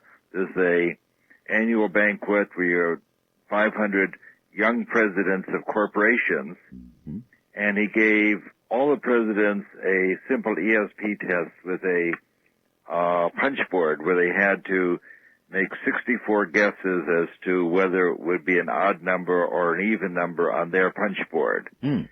And what he found he found highly statistically significant results that the presidents of companies that were making money and growing showed significantly positive ESP, that is, they got significantly more correct answers than you would expect. And the presidents of companies that were failing and going out of business got significantly fewer correct answers than you would expect. That is to say, the guys who were going out of business used their ESP to determine the correct answer and would then do something different. That's remarkable. This is a published paper by Douglas Dean in the, I would say, 1965. Oh, that's fascinating. Famous experiment. I expected an interesting opinion from you, but not a fact. And you hit me with Douglas a fact. Dean published a book called Executive ESP. Yes. Talking about how it is that executives use their psychic ability in their work. And they can enhance their decision-making by whatever ESP comes their way. By the way, I'd like to give out my website because people are beginning to send me emails as I chat with you. My website is www.espresearch.com. And what is at www.right? Yes. espresearch.com. What there is a number of the papers that I've published describing the data for psychic research and how it works. I have a description of my new book, Limitless Mind, where I talk about stories that I've never told before. Sometime tonight, we should talk about the search for Patricia Hearst that we were involved with. All right. Where we're helping the FBI look for the missing heiress. All right. But the website has a number of things about how remote viewing works and a way to communicate with me by email. Russell, is there, I mean, you look at these rich, successful, famous people, and you say, okay, fine, they're doing this en naturel. For the average person, they're probably sitting out there saying, well, is this a talent that I simply don't possess, or is it a talent that I can nurture and then use? Is it a talent that I can add to my repertoire of whatever now, or if I'm not blessed already, am I doomed to be one of the lessers? Well, the very good news is that remote viewing ability is something that people can, I was going to say they can learn. They already have the ability. That you have to practice it. You have to develop it and bring it out. Well, what then, Russell, do you think is the difference between the executive that is successful and is just simply using it and not realizing it, and the person who is not using it and obviously doesn't realize it? The more successful an executive is, the more ESP he's using. Got that, but I mean... For example, if the executive is waiting for all the answers before he makes a decision, well, that's something that the mail clerk could do. If you give the mail clerk every answer, then he can make a decision. It's the executive who needs the least information who will be the most successful. Well, I've got all that. What I guess I'm asking is, what's the difference between those who are unconsciously using this power or this ability and those who are not subconsciously using it or using it incorrectly? The ones who are not using it are overcome with what we would call conditioned awareness, which is a source of suffering in addition to a source of diminishing your ESP. When your awareness is conditioned, everything you experience is governed and colored by your previous training, your previous experiences, the meaning you assign to things, what you learned in Sunday school, the past betrayals, injuries that you've experienced, so that everything you look at is colored by all of your past experience. The remote viewer is able to quiet his or her mind and experience the essence of the thing without memory or imagination or naming it. Ingo Swann was the one who told us about the problems of what he called analytical overlay, where you must learn to quiet your mind and describe directly what you're experiencing without the coloration and the naming that you want to do. For example, if I hold something up in my hand here and you say, I know what it is, it's a Swiss Army knife, or it's a stapling machine, I would always tell the remote viewer, no, don't name it. I'm holding something very unusual here. If you can just describe what you're experiencing without naming it, then you have a chance of doing it. Okay. So the skill that people learn is to deal directly with their mental images without assigning a name or an attribution or coloring it with a memory or something from their imagination. So they have to learn to separate the psychic signal from the mental noise. All right. Here's one for you, Russell. And that can be taught. Okay, so it can be taught. However, it just doesn't seem so controllable. From my own life experience, I pull the following. And any computer programmer, software programmer, or electronics technician or person will be able to tell you that you're grappling with some sort of problem. You're thinking about it full time. I mean, you just really are cranking away trying to figure out what the hell's wrong with this operating system or what's wrong with this piece of electronic gear, and it will not come to you. And you've spent 2 days at it, and you're dead tired, and you go to sleep in disgust, I might add, and self-loathing for not having figured it out, and then you wake up the next morning and you know the solution. Well, intuition is a combination of your subconscious processes and what comes to you psychically. But, I mean, is it the quieting of the mind that comes with sleep? Oh, definitely. It's the stopping of the chatter, the quitting working on the problem, makes it available. ESP doesn't get all the credit for that, gets some of the credit. But when you go to sleep on a problem, it allows your subconscious process to work on it and bring up all of what you've learned in a lifetime to work on the problem, in addition to whatever comes to you psychically. Well, certainly going to sleep is a quieting of the conscious mind. No question about that, right? Yes. A quieting of the conscious mind. So perhaps then, without the clatter and the clutter of the conscious input, even if it's directed at a specific problem, suddenly the rest of your mind goes to work on it, or is quieted to the point that it receives the answer from this great library that seems to be out there. I don't know. I think the library is out there, and I've been since I left SRI, I've been traveling all over the world teaching people to do remote viewing, and the consequences of that is that I've seen startlingly good remote viewing from all sorts of people who had never done it before and are just blown away by their ability to do it. All right, let us talk about the Patty Hearst case, and I had no idea that remote viewers were involved in any way in that, but what was done and how? Well, when Patty Hearst was kidnapped, I believe in 1973 in California, it was a cause célèbre because she was the daughter of the owner of the San Francisco Examiner, wealthy San Francisco family. Of course. And the Berkeley Police Department came to us at Stanford Research Institute as a measure of how desperate they were and asked if we could help them find the missing heiress. And my colleague Hal Puthoff and I, together with Pat Price, who's a very psychic retired police commissioner, Pat and Hal and I drove up to Berkeley to meet with the detectives. This is actually the first time I'm telling this story on the air. Okay. And they took us to the site of the kidnapping, and there were still cartridges rolling around under the bed so we could get a feeling of where this occurred.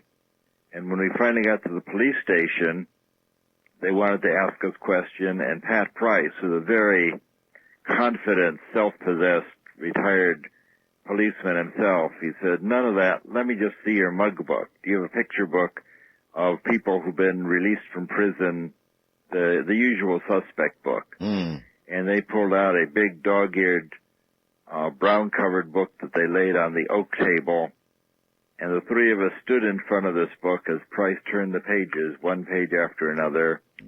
Each page had 4 pictures on it, and by the time we got to page 10, Price put his finger on one of the men and said, that's the man, that's a that's the leader. And he put his finger on a picture of Daniel DeVries, who we learned later was called Sin-Q, who was in fact the leader of the SLA. Oh.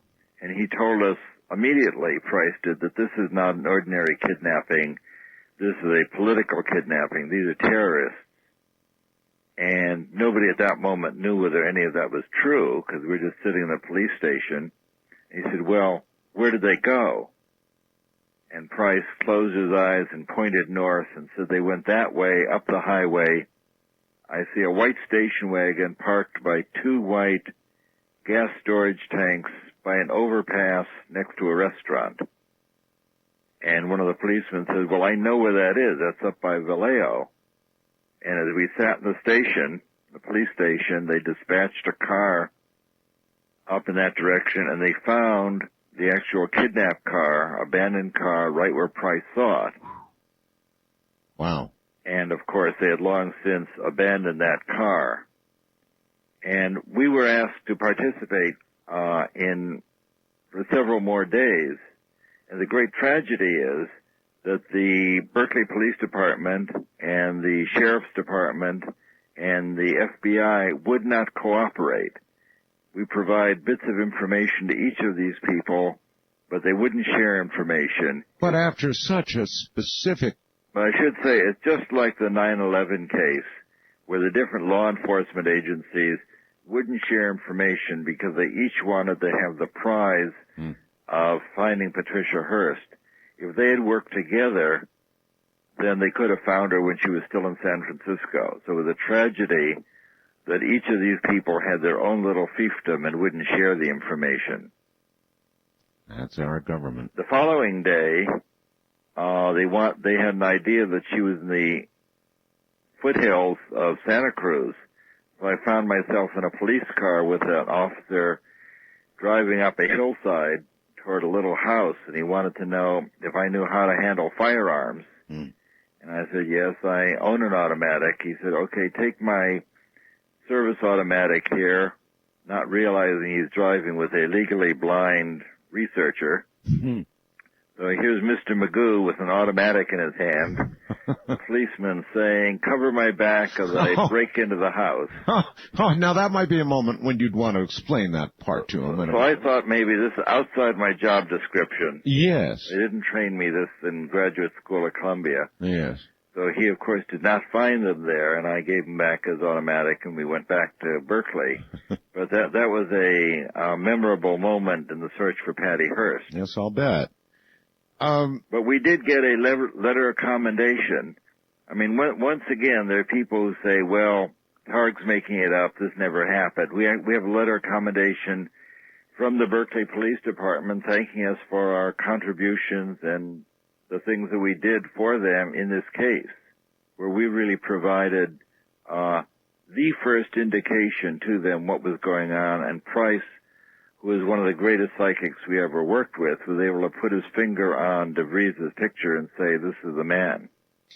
So, real psychic ability, rare it is, right? I mean, it really is at the Price level or some others we could mention. It is that level of ability is... Joe McMonagle, who's still alive today, functions at that level. Yes. So I've heard, but it's fairly rare, is it not? How much of a gap between somebody at home right now who could train themselves to some level of remote viewing and the kind of people we're talking about now? How much of a gap is there between? It's like a musical ability. I was surprised a few years ago. I'd always wanted to learn to play the piano. And a few years ago, after leaving Lockheed, I took piano lessons for half a year, and at the end of a half a year, I could actually play a little Mozart on the piano, and that greatly pleased me. But I'm never going to get to Carnegie Hall, but I actually could get someplace. And remote viewing is like that.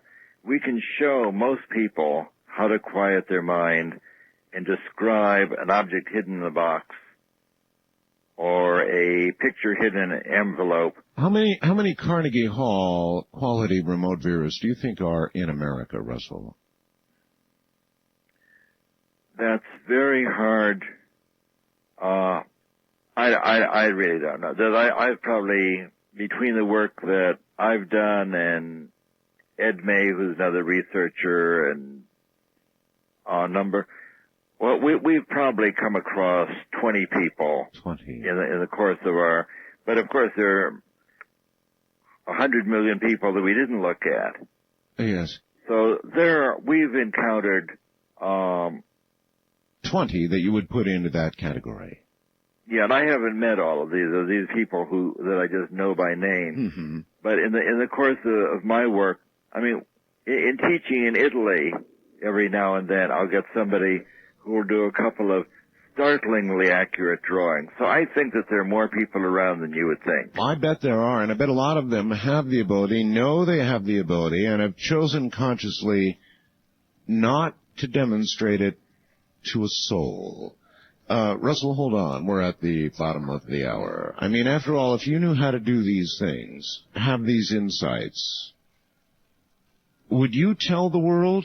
Would you go on tour? Would you join the circus? Well, the circus of paranormal investigators? Maybe not. We'll be right back. A very good evening, everybody. If you'll go out and observe the night sky in the early evening, about an hour after the sun goes down, next couple of weeks, you'll see the planets lined up with an increasingly large ball that looks like a bowling ball ready to mow them down. It is a fascinating alignment of planets, best seen about an hour after the sun goes down or so. You know, we always get a list of sort of suggested questions that we can ask a guest. I rarely follow it, but there are a couple here that I find interesting. One is, do you have to believe in God to develop psychic abilities? Followed very quickly, and before you answer that, by, does that mean you think that psychic abilities are sacred or religious? That would imply to me that the answer is yes with respect to God or somewhere near it. What's the deal, Russell? You don't have to believe anything to have psychic abilities. You have to be able to quiet your mind. I was just trying to recall, somebody had just sent me an email on that question. That is, can you do science without belief? The science without belief is empty. And what we are not talking about belief at all. We're talking about an experience. Mystics are always inviting you to have a experience of some kind. That's how you can tell whether a person is a mystic or trying to push a particular dogma. Well, the answer to that question is no, then. You don't have to believe in God to develop psychic abilities, right? No, you do not have to believe anything.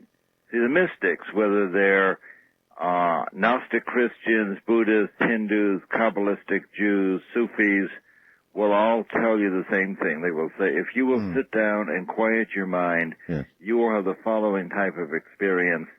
Try this practice, as the Buddhists do. They give you a practice and say, come back in 3 weeks. Let us know what you experience. It's like a laboratory experiment. Do this and tell me what you experience. You don't have to believe anything. What you will discover is that you have the opportunity to experience spaciousness and this kind of timeless awareness that the mystics have talked about for many thousands of years. It's not about belief, it's about experience. Well, then what would have justified the following question, which I presume you generated? Does that mean you think that psychic abilities are sacred or religious? I mean, it would imply a yes to that. No, I don't think they're sacred or religious. I think psychic experiences are just experiences. They are a gateway to having religious experiences or mystic experiences or experiences of the transcendent. That is, by transcendent, I mean, once you learn to quiet your mind, whether it's for remote viewing or meditation or through music or with a transmitting teacher, once you learn to quiet your mind, your awareness will move into this transcendent region and you will begin to have these kind of spacious, timeless feelings where you discover that your awareness is not limited to your physical body. Now, I think that physical bodies are important, and the mystics tell us that physical bodies are hard to come by, so we should take good care of them, but it's not entirely who you are. Who you are is evidently this timeless awareness that is free to move through space and time, a physicist would say, you like to introduce me as a remote viewer. Actually, I'm a physicist investigating remote viewing and lasers and all kinds of things. Mm-hmm. But from a physicist's point of view, we live in a non-local world. And more each day, the evidence for this non-local connection becomes an increasingly exciting part of modern physics. The fact that we live in a non-local universe is not a controversial idea. If I were a young physicist at Columbia, I would be studying the nature of our non-local universe. What it means for a remote viewer is that we're able to expand our awareness without limit through space and time and describe what's there if that's what we want to do, or participate in this kind of unitive, loving, oceanic experience that occurs as you allow your awareness to merge with nature and become one with the divine. In what way, Russell, does remote viewing, do you believe, have a connection to OBE's out-of-body experiences? People certainly are able to have what they call out-of-body experiences. Is it similar? Well, remote viewing is part of a continuum that goes from remote viewing. When we were working at Stanford Research Institute, we didn't want anybody to have a bad experience or scare them. So we kept it very simple and asked them to describe what they see on their mental television. Just quiet your mind and describe what you're experiencing. But we knew, and our experienced remote viewers would be able to go well beyond that from remote viewing to an out-of-body experience. And in the out-of-body experience, you can take with you as much of your emotionality or sensitivity or sexuality or whatever you're comfortable with to have quite a involving experience at the destination point of your out-of-body experience. Including a sexual experience, right? That's what it appears, yes. But we didn't want people to come back to our management or back to the government and say, I took part in this experiment at Stanford and they separated my awareness from my body and I've been disintegrated. I can't get my body and my consciousness back together. Give me some money. We're eager to not have. So we kept it simple. Well, but experienced remote viewers know that you can participate in a much more involving experience if you have the courage to do that. Well, there are a bunch of guys, Russell, that listen to me in the joint, because they don't have much better to do. They're there for years, if not their whole life. They would be particularly interested in this sexual aspect of remote viewing. Is it really actually connected to remote viewing or out of body or both? Is it all Jack London story called Star Rover, which he wrote when he was in prison, about how a person is able to, let's see, I don't know that that's true. He wrote a story about a man who was in prison. Jack London may not have been in prison when he wrote this, but he wrote a famous book, Star Rover, about a man who was in prison and learned to deal with the terrible conditions of being imprisoned by quieting his mind and just moving out of the jail cell. It was a very detailed, probably 1920 version of remote viewing about how you can have all kind of adventures, see different things, travel around the world, and have experiences, including sexual experiences, with a distant person. McKinley Cantor wrote a book also called Don't Touch Me. Would the distant person be aware of this invasion? She certainly would. McKinley Cantor, who wrote Andersonville, Pulitzer Prize-winning novel, I knew Cantor, and he wrote a book called Don't Touch Me right after his service in the Korean War. And there was supposedly a novel, but he would psychically come and visit his wife who lived in L.A. and have sex with her on the astral plane, if you will. And she didn't like that because it would occur when she was driving on the freeway or all sorts of inappropriate times. in this book, his book Don't Touch Me, describes her problems and his experiences of having a repeated psychic sexual experiences with his wife during that whole period. Russell, I wonder if there's ever been a survey of people imprisoned, and gosh knows we've got well over 1 million in this country now in prisons. Certainly they would be among the more desperate to escape their current surroundings and reality in favor of something of this sort. And so you would think their minds would be more likely forced into trying something like this than certainly the average population, for obvious reasons. If I were in prison, I would not look to remote viewing for a sexual partner. I would rather look to remote viewing as a way of contacting the divine. The teaching and the experience of remote viewers and people who have found a peaceful place to reside is that they can experience this flow of loving awareness within themselves, which is what they're actually looking for. It's like the popular song, Looking for Love in All the Wrong Places. What you can discover as you quiet your mind, it's sort of a gift of the remote viewing process. That is, you can make money in the stock market, find a parking place, or reside in this loving feeling, and you get to choose whether you're more interested in making money or being in love. But it's really not about finding a distant sexual partner. It's about the experiences of the divine and stopping your mind by having an opportunity to discover who you really are. Yes, well, whether it would be sex or it would be an alternate reality really wouldn't matter. I mean, it would seem to me that a prisoner more than any other would be forced into a search for that kind of relief. And it might be interesting to do a survey of those who have been in prison and to see if they have found such. Well, I certainly don't want to disparage sex or sound stupid about having a giving and receiving love with a sexual partner. If I were in prison, instead of focusing on sex, which is not available, I would focus on contacting the love that's available that does not require a distant partner, and that is available. Well, other than your cellmate.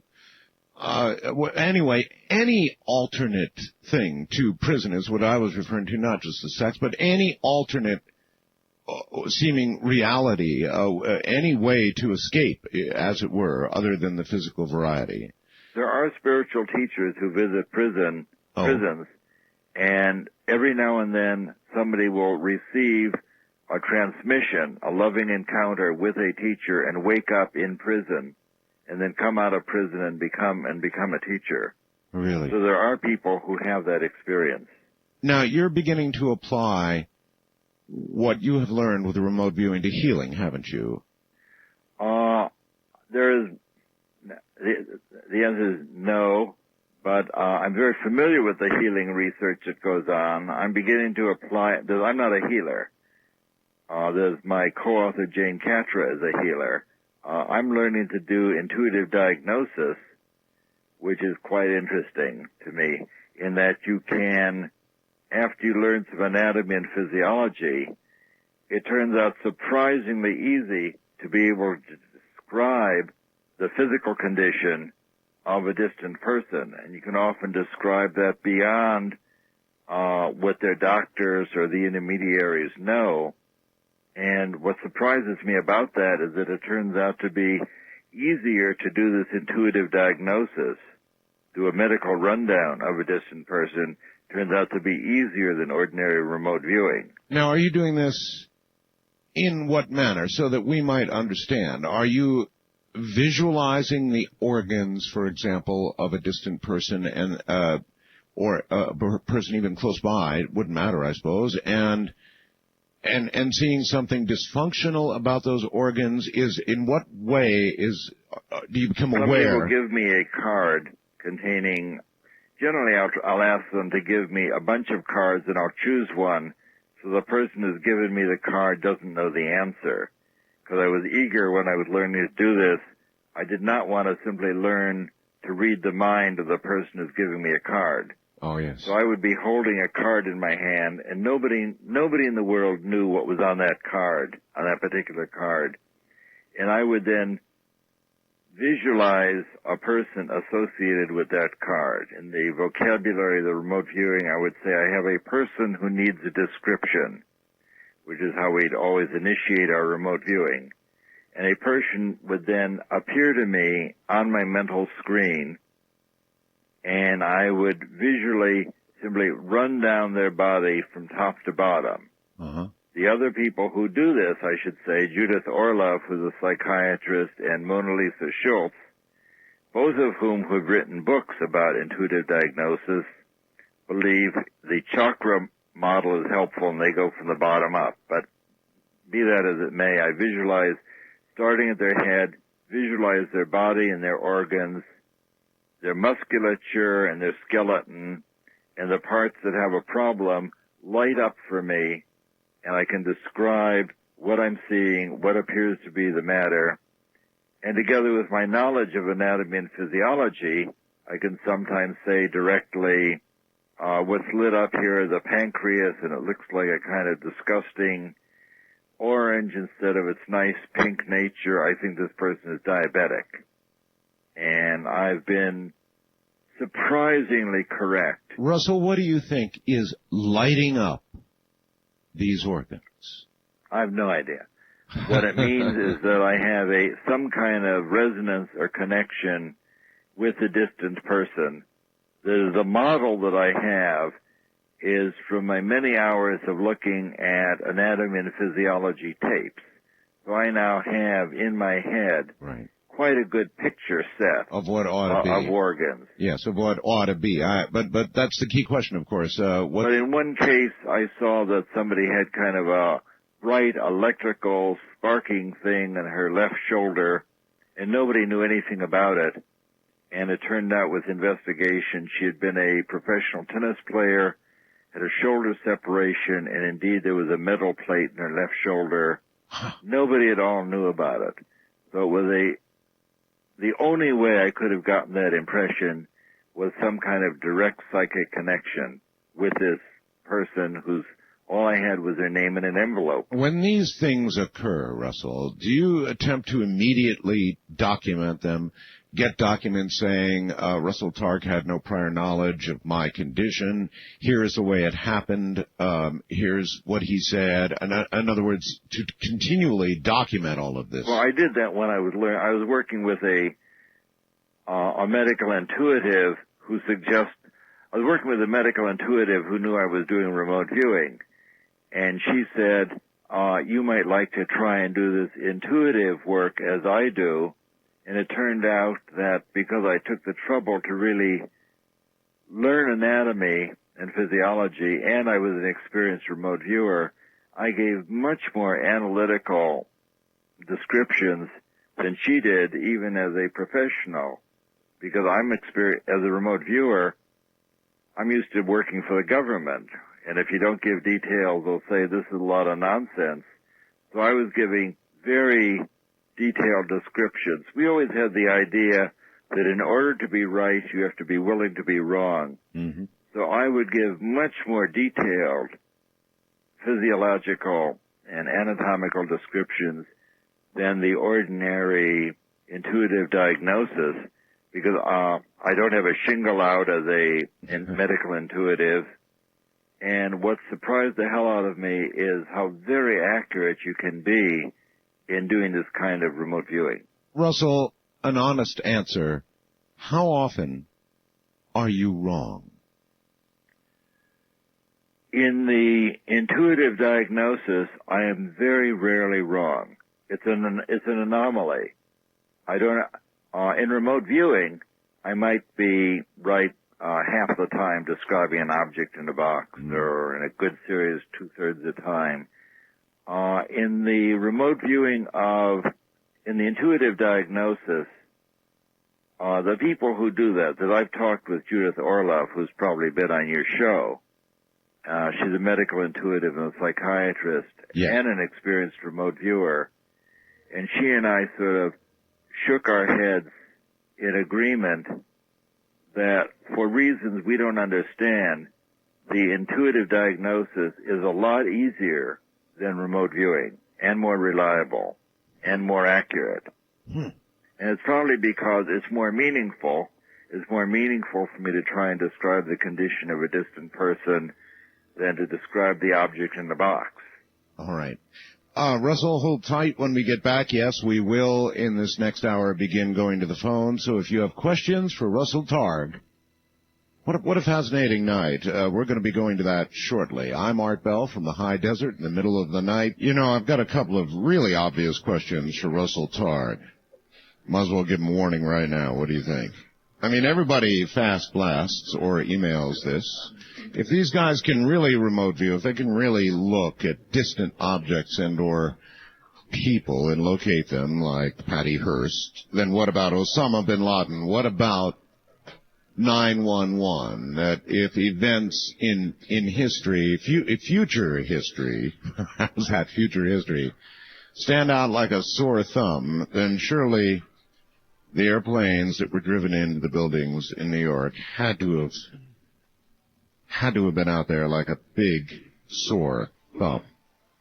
So what happened? How come they didn't find out about that? In a moment, we will ask. Kind of a matter of etiquette of hosting a show. You know, I have a very well qualified guest of this sort, Russell Targ, and you want him to be able to plug his book a little bit. It's Limitless Mind. I mean, if you've been listening to all of this and you're intrigued and you believe it to be true, and by the way, I do, I certainly do, and you want to know more and perhaps apply it in your life, then this is the kind of research you'd want to do. The book is Limitless Mind, A Guide to Remote Viewing and Transformation of Consciousness.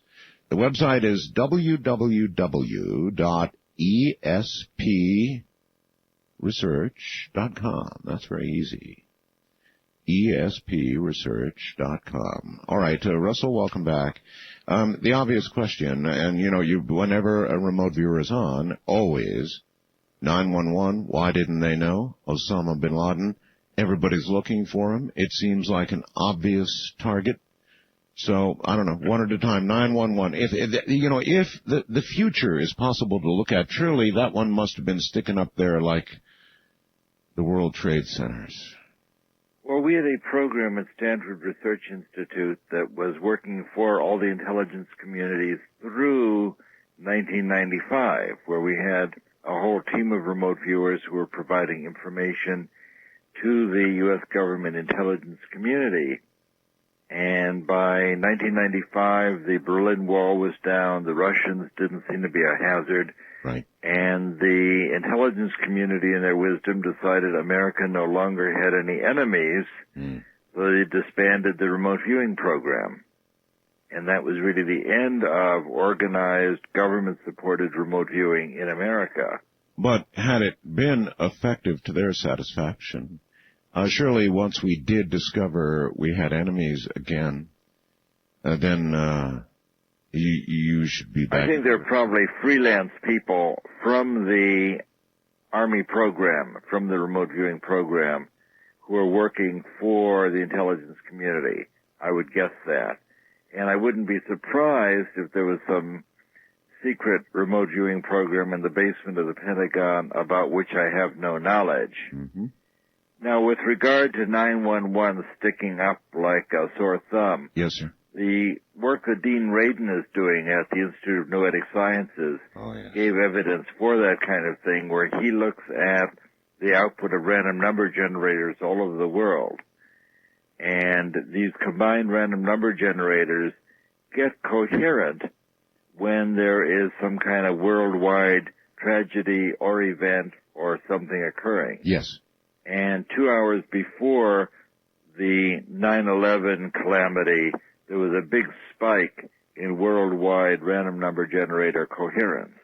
I'm very well aware of that. Now, why it was beforehand, we don't know, but there certainly was a significant blip in the worldwide machine coherence before the event actually occurred. Yes, and again, I'm aware of that. So are you suggesting then that remote viewers like yourself simply weren't looking? That's right. It's very hard to see something that you're not looking at. Mm-hmm. With regard to the random number generators, the strongest case is when the random number generators were all tuned up just before the O.J. Simpson case was examined and then revealed to the worldwide press waiting. Tens of millions of people glued to their television. Everybody's paying attention, and then they tore open the envelope and announced that he was judged innocent. That was the biggest statistical event on the random number generator that occurred right at the instant. And I believe that it's because everybody was queued up and you had a tremendous release of effort and release of attention on that exact moment. It's not like an earthquake that occurs over the period of many minutes or hours, or 9/11, which was spread out over a half a day. For certain things, where there's a unique instant when it occurs, then you have a uniquely large signal from these worldwide random number generators.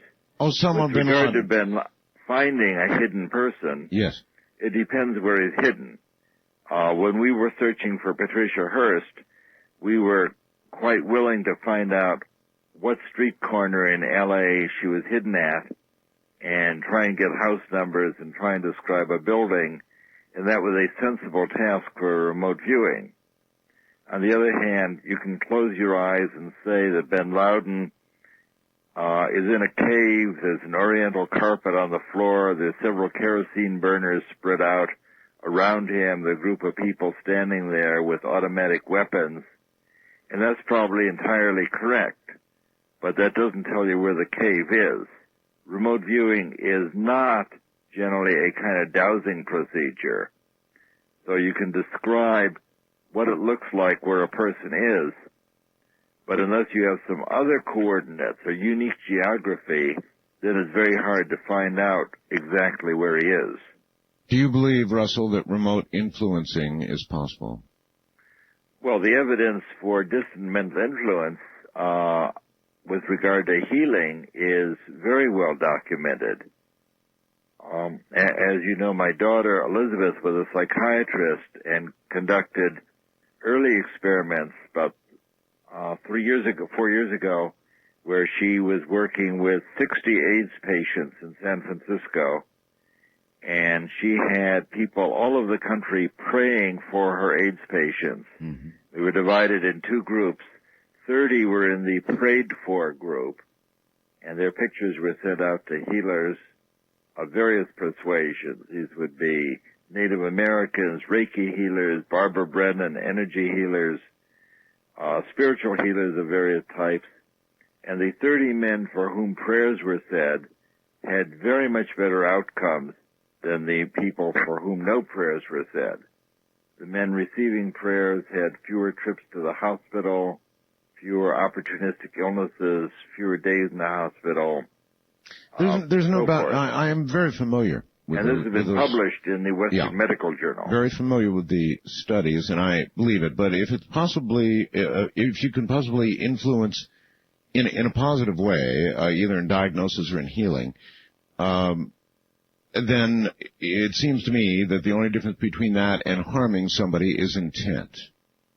Would you think that would be true? I think that's true. I think that if I can send you, I mean, you can just think about the experiment. I can close my eyes and ask you to describe what I'm thinking about. You say, it looks to me like an ice cream cone. I say, that's exactly right. I was able to you got that, right? I was able to send you telepathically an ice cream cone in the middle of the night. So you were able to experience my psychic ice cream cone. Now, presumably, a person could send you some frightening or disturbing picture just as well. And if you were open to receiving that, then you would be very vulnerable.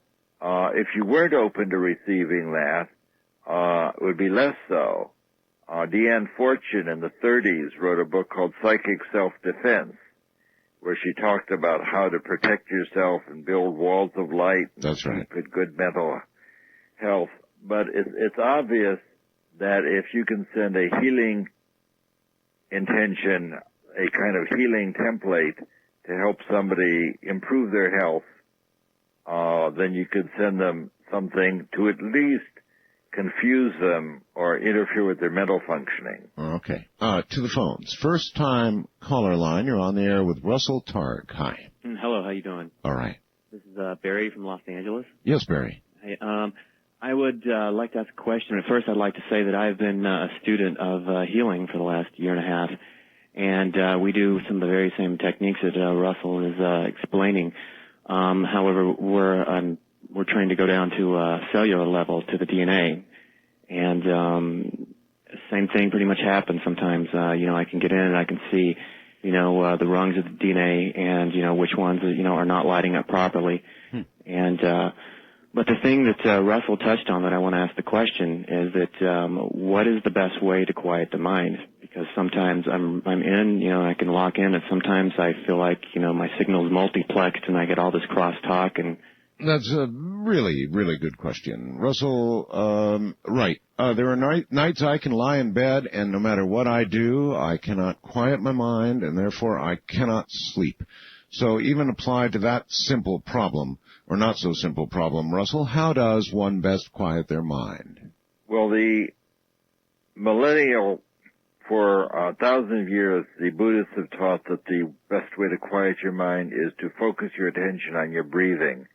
And some form of that is certainly the thing that works best for most people, where you sit down, give up worrying about your daily mental residue, your things that you're concerned about for the next day, your anxiety and wish fulfillment and so forth. All this and focus on your breath going in and out. Oh. Now, in teaching people to do remote viewing, we're aware that the tried and true tradition is to focus on your breathing, but in the remote viewing methods, we don't do anything of the sort.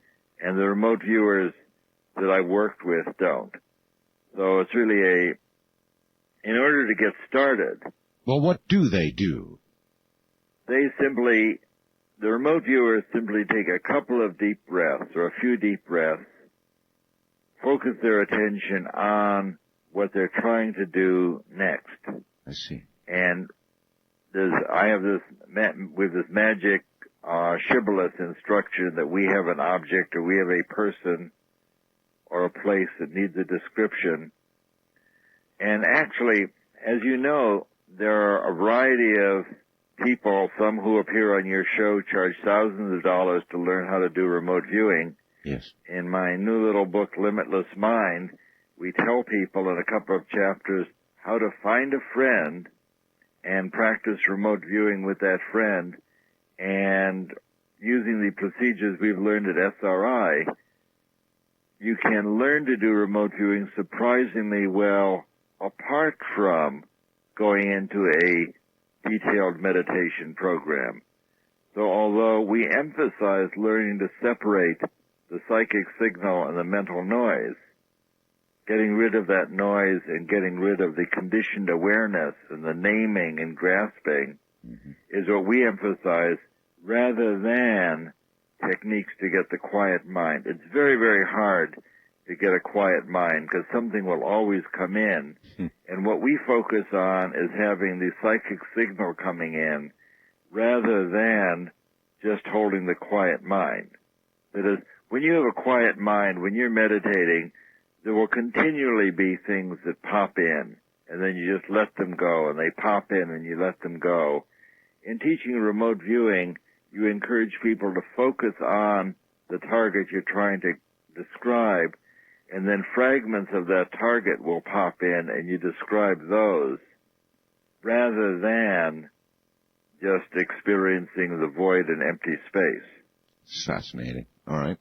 Well, the short answer to your question is we teach people to focus on the answer rather than trying to focus on emptiness. Emptiness is really tough. All right, Wildcard Line, you're on the air with Russell Targ. Good morning. Hi, Art. This is Mike, just outside Toledo, 1370 WSPD. Hey, Mike. Two quick ones. There's been a long-standing debate in philosophy mostly about whether reality is objective or subjective. I'm wondering what the remote viewer's take on that would be from your experience. Okay. Number two. Hold on, number two. Russell? The remote viewers would say that you give all the meaning to your experience that there is. That is, reality has certain elemental aspects, but beyond, and that's what the remote viewer wants to describe. Beyond that, there's all the problems of your conditioned awareness, where you tend to name things and describe it from your past experience, your past suffering, your past teaching. So I could say that's why adults are better remote viewers than children. Children may be more psychic, but adults have the vocabulary and the discipline and skill to be able to say, I'm looking at something that looks like a cylinder, there's a line halfway up, and it looks blue, rather than saying it's a glass of water. Yeah. So the objective reality is a complicated issue for the remote viewer, because the remote viewer wants to deal with the very simplest aspects of reality and avoid the meaning. Does that feel like your question got answered? Absolutely. It sounds like there's a mesh of the two. Like you want to use objective reality, but subjective is the experience is what's important. Right. The second question was, very simply, is it possible to target a human soul? And if so, can you tell the character of that soul? And I'll hang up and listen. Thanks. All right. Can you target a human soul? And, I'm not actually sure what a soul is. So I'm not sure. You can. Suppose let's change word. What does that mean to you? Can you target an individual consciousness, Russell? Well, you can determine sometimes what a person's intentions are. Yes. You can focus on their health. You can often be in contact with a person who's deceased and communicate with their spirit or the residual awareness that the aspect that survived. So you can learn a surprising amount about persons living and dead through opening yourself up to these kind of experiences. So to answer, you can target a consciousness. Well, I'm not. I probably like to let that go because I don't have a good sense of what he means. You can tell what a person is thinking and what they're feeling and what their intentions are. And I think that's pretty close to their consciousness. Yeah, I would too. West of the Rockies, you're on there with Russell Targ. Hello. Do the wild thing at 775-727-1295. We don't allow last names on the show, so I'm going to bleep that out, and we're going to start fresh. Your name is Richard, right? Yes. And okay. If you had talked earlier in the show about being able to remote view into someone, and there's been cases of persons that have gone and had sexual conduct or experience with their spouses or other person. And my question is this: would it be safe to assume that there's been purported cases of persons that have been assaulted by entities? Would it be safe to assume that maybe it was other persons that were remote viewing into these women? Are you familiar with those cases? I think you are, Mr. Bell. Well, I'm not in detail. I'm familiar with the idea. That is, there's certainly a big literature on psychic sexuality. In fact, the great remote viewer Ingo Swann has published a book called Psychic Sexuality, which would be the place to start. And as I mentioned earlier, McKinley Cantor has a book called Don't Touch Me, and there's a whole literature of people who have sexual encounter with distant other living people. So it's not really entities, but one person can have a encounter with the literature is about sex on the astral plane. Aleister Crowley writes about this. So that's a subject that's been of great interest for a lot of years. All right, the answer to the caller's question is probably yes. All right, hold it right there. Who loves you, baby? Well, with remote viewing, maybe anybody at any distance. There you are on the interstate, and there's that little tickle again. Oh, boy, only in the nighttime. It's pretty interesting, actually, that a number of the out-of-body experiencers and teachers that I've had on the program, as well as a number of remote viewers, a large number, have always mentioned this sexual aspect to it all. So I'm beginning to get the idea that it's a bigger aspect than you might.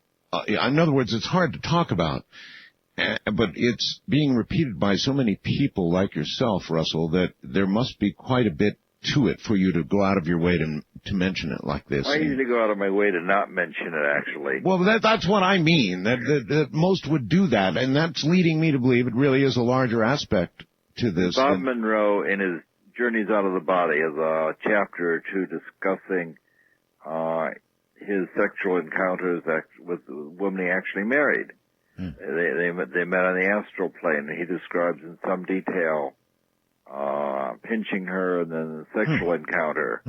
Aleister Crowley's whole book on ritual magic talks about sex in the astral plane, got him into a lot of trouble. Ingo Swann has an excellent book called Psychic Sexuality. So a lot of people are writing about what it pertains to. So it is a big aspect. And in the occult literature, the idea of sex on the astral plane is a common occurrence. It is everybody writes about it, everybody knows about it. It's not part of ordinary remote viewing, where we're like Lieutenant Friday. We're just trying to get the data. We're trying to describe and experience what's happening in a distant place with ordinary reality. But certainly there's a continuum from remote viewing to out-of-body experience where you can bring with you emotionality, sexuality, sensitivity, if you are prepared for a possible scary experience. Well, because once you surrender all your emotionality to being in a location away from your body, then your little apple cart can be upset while you're away from your body, and you can scare yourself. Okay, well, but how about this, Russell? If this is real, I mean, if the remote viewing OBE aspect and the sexual aspect of this is true, and the people who experience are the recipients of this visit, for lack of a better word, if they're aware of it, then why isn't it, it's like rape? And if it isn't... in my limited experience, this connection works between consenting adults who know somebody, who know one another. Oh! I don't think you can just pop in on some unsuspecting person with whom you have no contact. Well, okay. The situation you described, of course, was a wife, but I mean, the husband was not aware that she was on the freeway, or he might have refrained, right? In other words, she wouldn't necessarily welcome it at that time on the freeway there, naturally. That is the only first-hand reports or experience I've had in this direction is has always been between people who know one another. Gotcha. Well. Gotcha. Okay. All right. Well, maybe I don't think you can psychically pop in on a movie star and have psychic sex with him or her. That's a good thing. First-time caller line, you're on the air with Russell Targ. Hello. Hey, how you guys doing tonight? All right, sir. Love the show. Thank you. Just had a quick question for the guy. I wanted to find out, this is more along the line of physics and, what our capabilities are and as far as security these days. My question is relative to, container inspection and, radiation detection and things along those lines.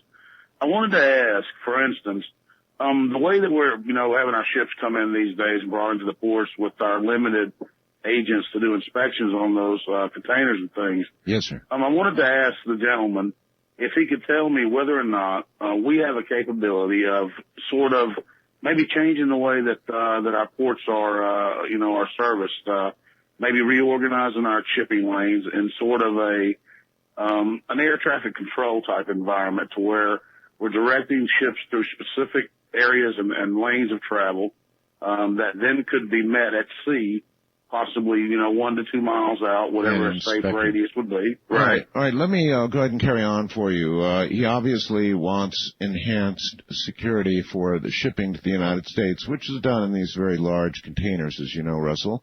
And so maybe you can answer from 2 points of view here. One, as a physicist, you could tell us what is the state of the art in detection of things like, dirty bombs. I can tell you easier from the point of view of a remote viewer. And that was going to be second. That is, it would be from a physics point of view, it would be very hard to tell whether somebody is shipping in 2 kilograms of plutonium in a lead-lined box. Okay. Using ordinary radiation detectors. On the other hand, a experienced remote viewer who's hired to scan cargo containers could just scan the cargo containers on the dock and say, I'd have a look at that one. That one looks like it has a problem. He may not know that it's a radiation source, but we've done experiments like that where we had said, which of 10 filing cabinets contains a simulated or in this case with a revolver, or which box contains the and with what kind of missile? What kind of hit rate? We did this sometime. The one we did with the MX missile, we were right on the money a couple of times, and that we may have actually played a part in killing the MX missile program, because we were able to tell which of 10 silos the simulated missile was hiding in. Remote viewers in a case like that can be right 2/3 of the time. Well, I wouldn't want to bet my life on one occurrence, but you can definitely increase your likelihood greatly that you'll be able to scan the ship and tell if there's something hidden in it. What is the likelihood that our government will begin to use the services of people like that for that purpose? Pretty unlikely, because we don't know how it works. Until either the reliability gets higher, or we begin to have a better physical theory for how this works, I don't see the government getting involved in this particular application. Wildcard line, you're on the air with Russell Targ. Hello. Talking to me? I am. Yeah. This is Ed in Petaluma. Hello, Ed. I have 2 quick questions. First of all, does this remote viewing have a range limit? Remote viewing has absolutely no range. It's a non-local ability. You're able to describe and experience things across the street or off the planet. There's no range limitation, and the important part of that is that in any non-local phenomena, going to further distance does not make it harder. It's just as easy to describe something in Russia as it is in Nevada, across the town.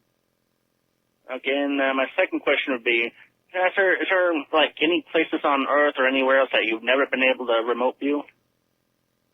Like something would cause it to blocks it? I'm not aware of places that we can't look. We've been very successful. We've been asked to look at atomic bomb tests in China, look in on the hostages in Iran, weapons factories in Russia.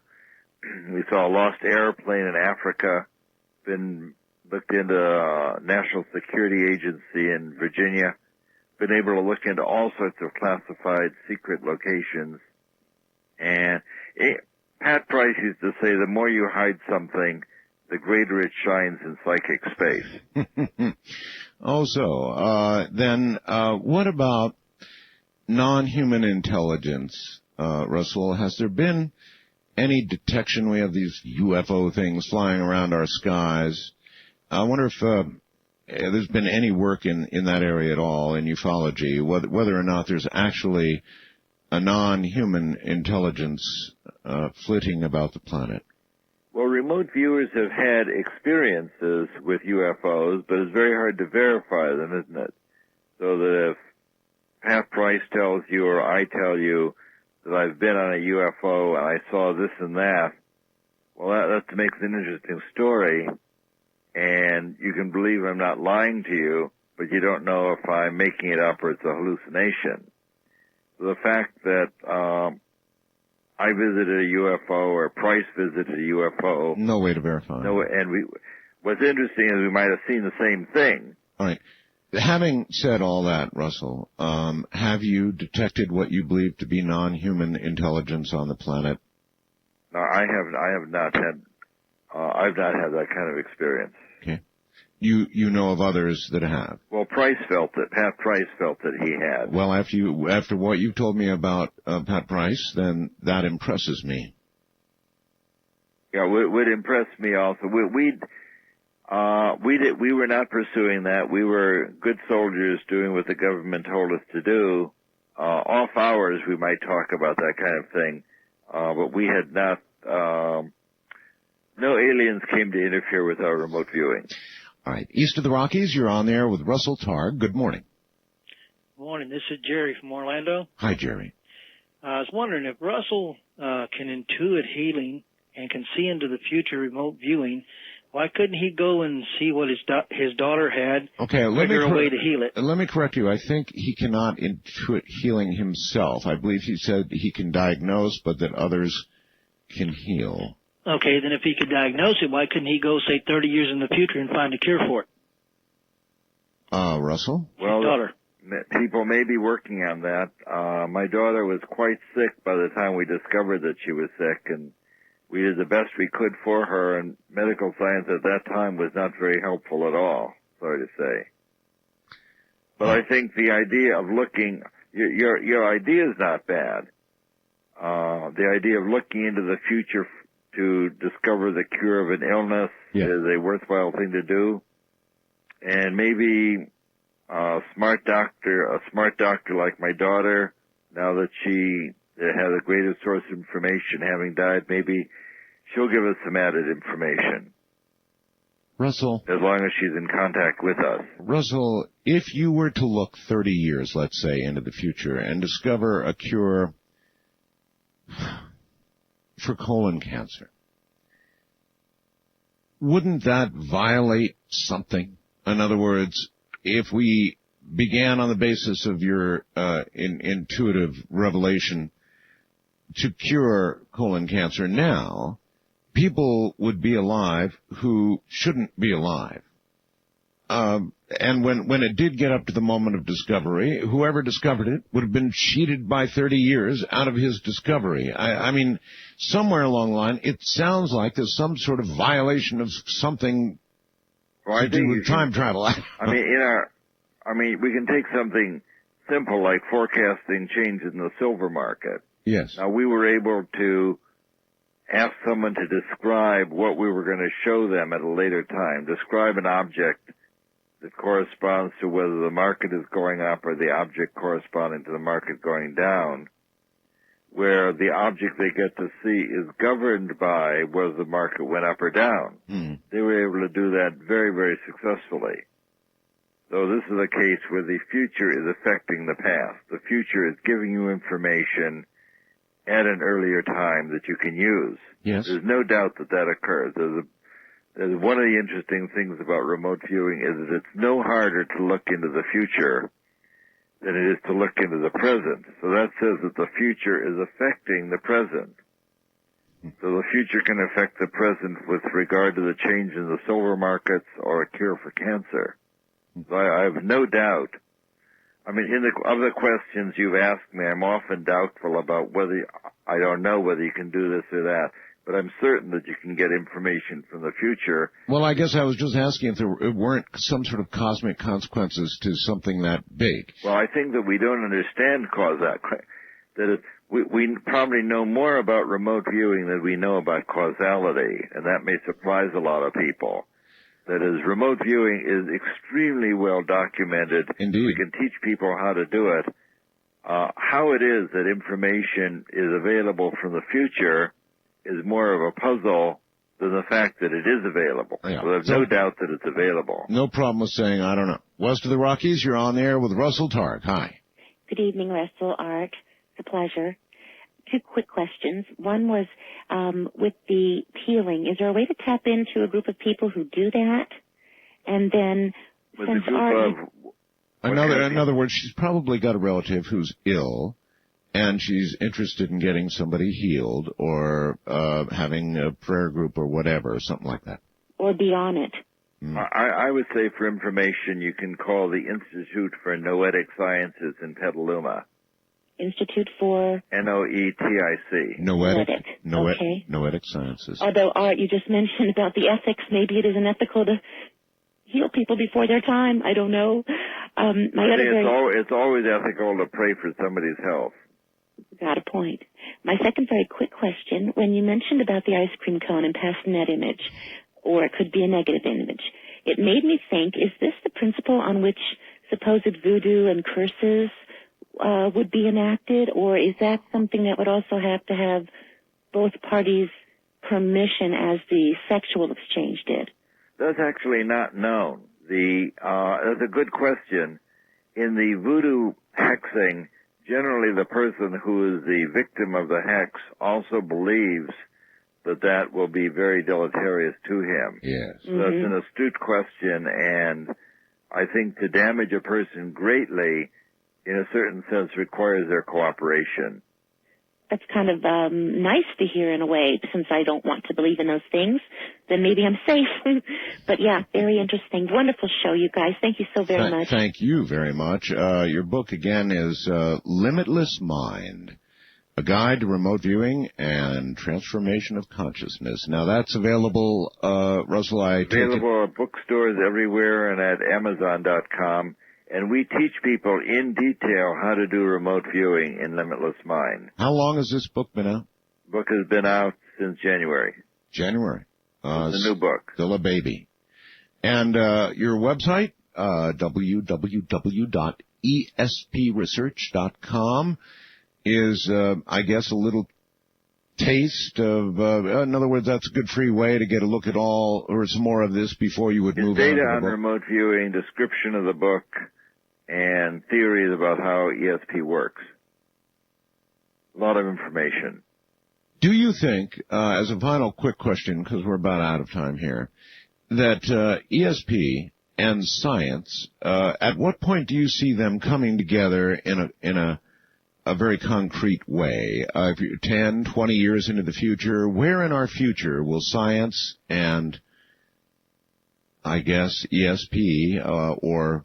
Well, I think that there is no conflict between ESP and science. ESP is just a body of science that I consider myself a scientist collecting data, publishing papers. We don't understand entirely how ESP works, so we have some pretty good ideas that we can talk about another day about how to make a rapprochement between psychic abilities and our understanding of the non-local world that we live in. That's perfect. Maybe we can get together on your show with Michio Kaku someday and talk about ESP and science. Yes, you really want to do that, don't you? Well, I think that would be fun because we have a lot of data, and the evidence for psychic ability is very strong, and he thinks that there is no such thing. So that's a good idea. Let me go to work on that, Russell. In the meantime, we're out of time. Thank you so much. Thank you very much. It's always a pleasure to talk with you. Good night. Russell Targ. Again, his book, Limitless Mind, A Guide to Remote Viewing and Transformation of Consciousness. Well, folks, listen. That's it for tonight. Tomorrow night, anything goes. By the way, suggestions welcome. Art Bell at mindspring.com or artbell at AOL.com.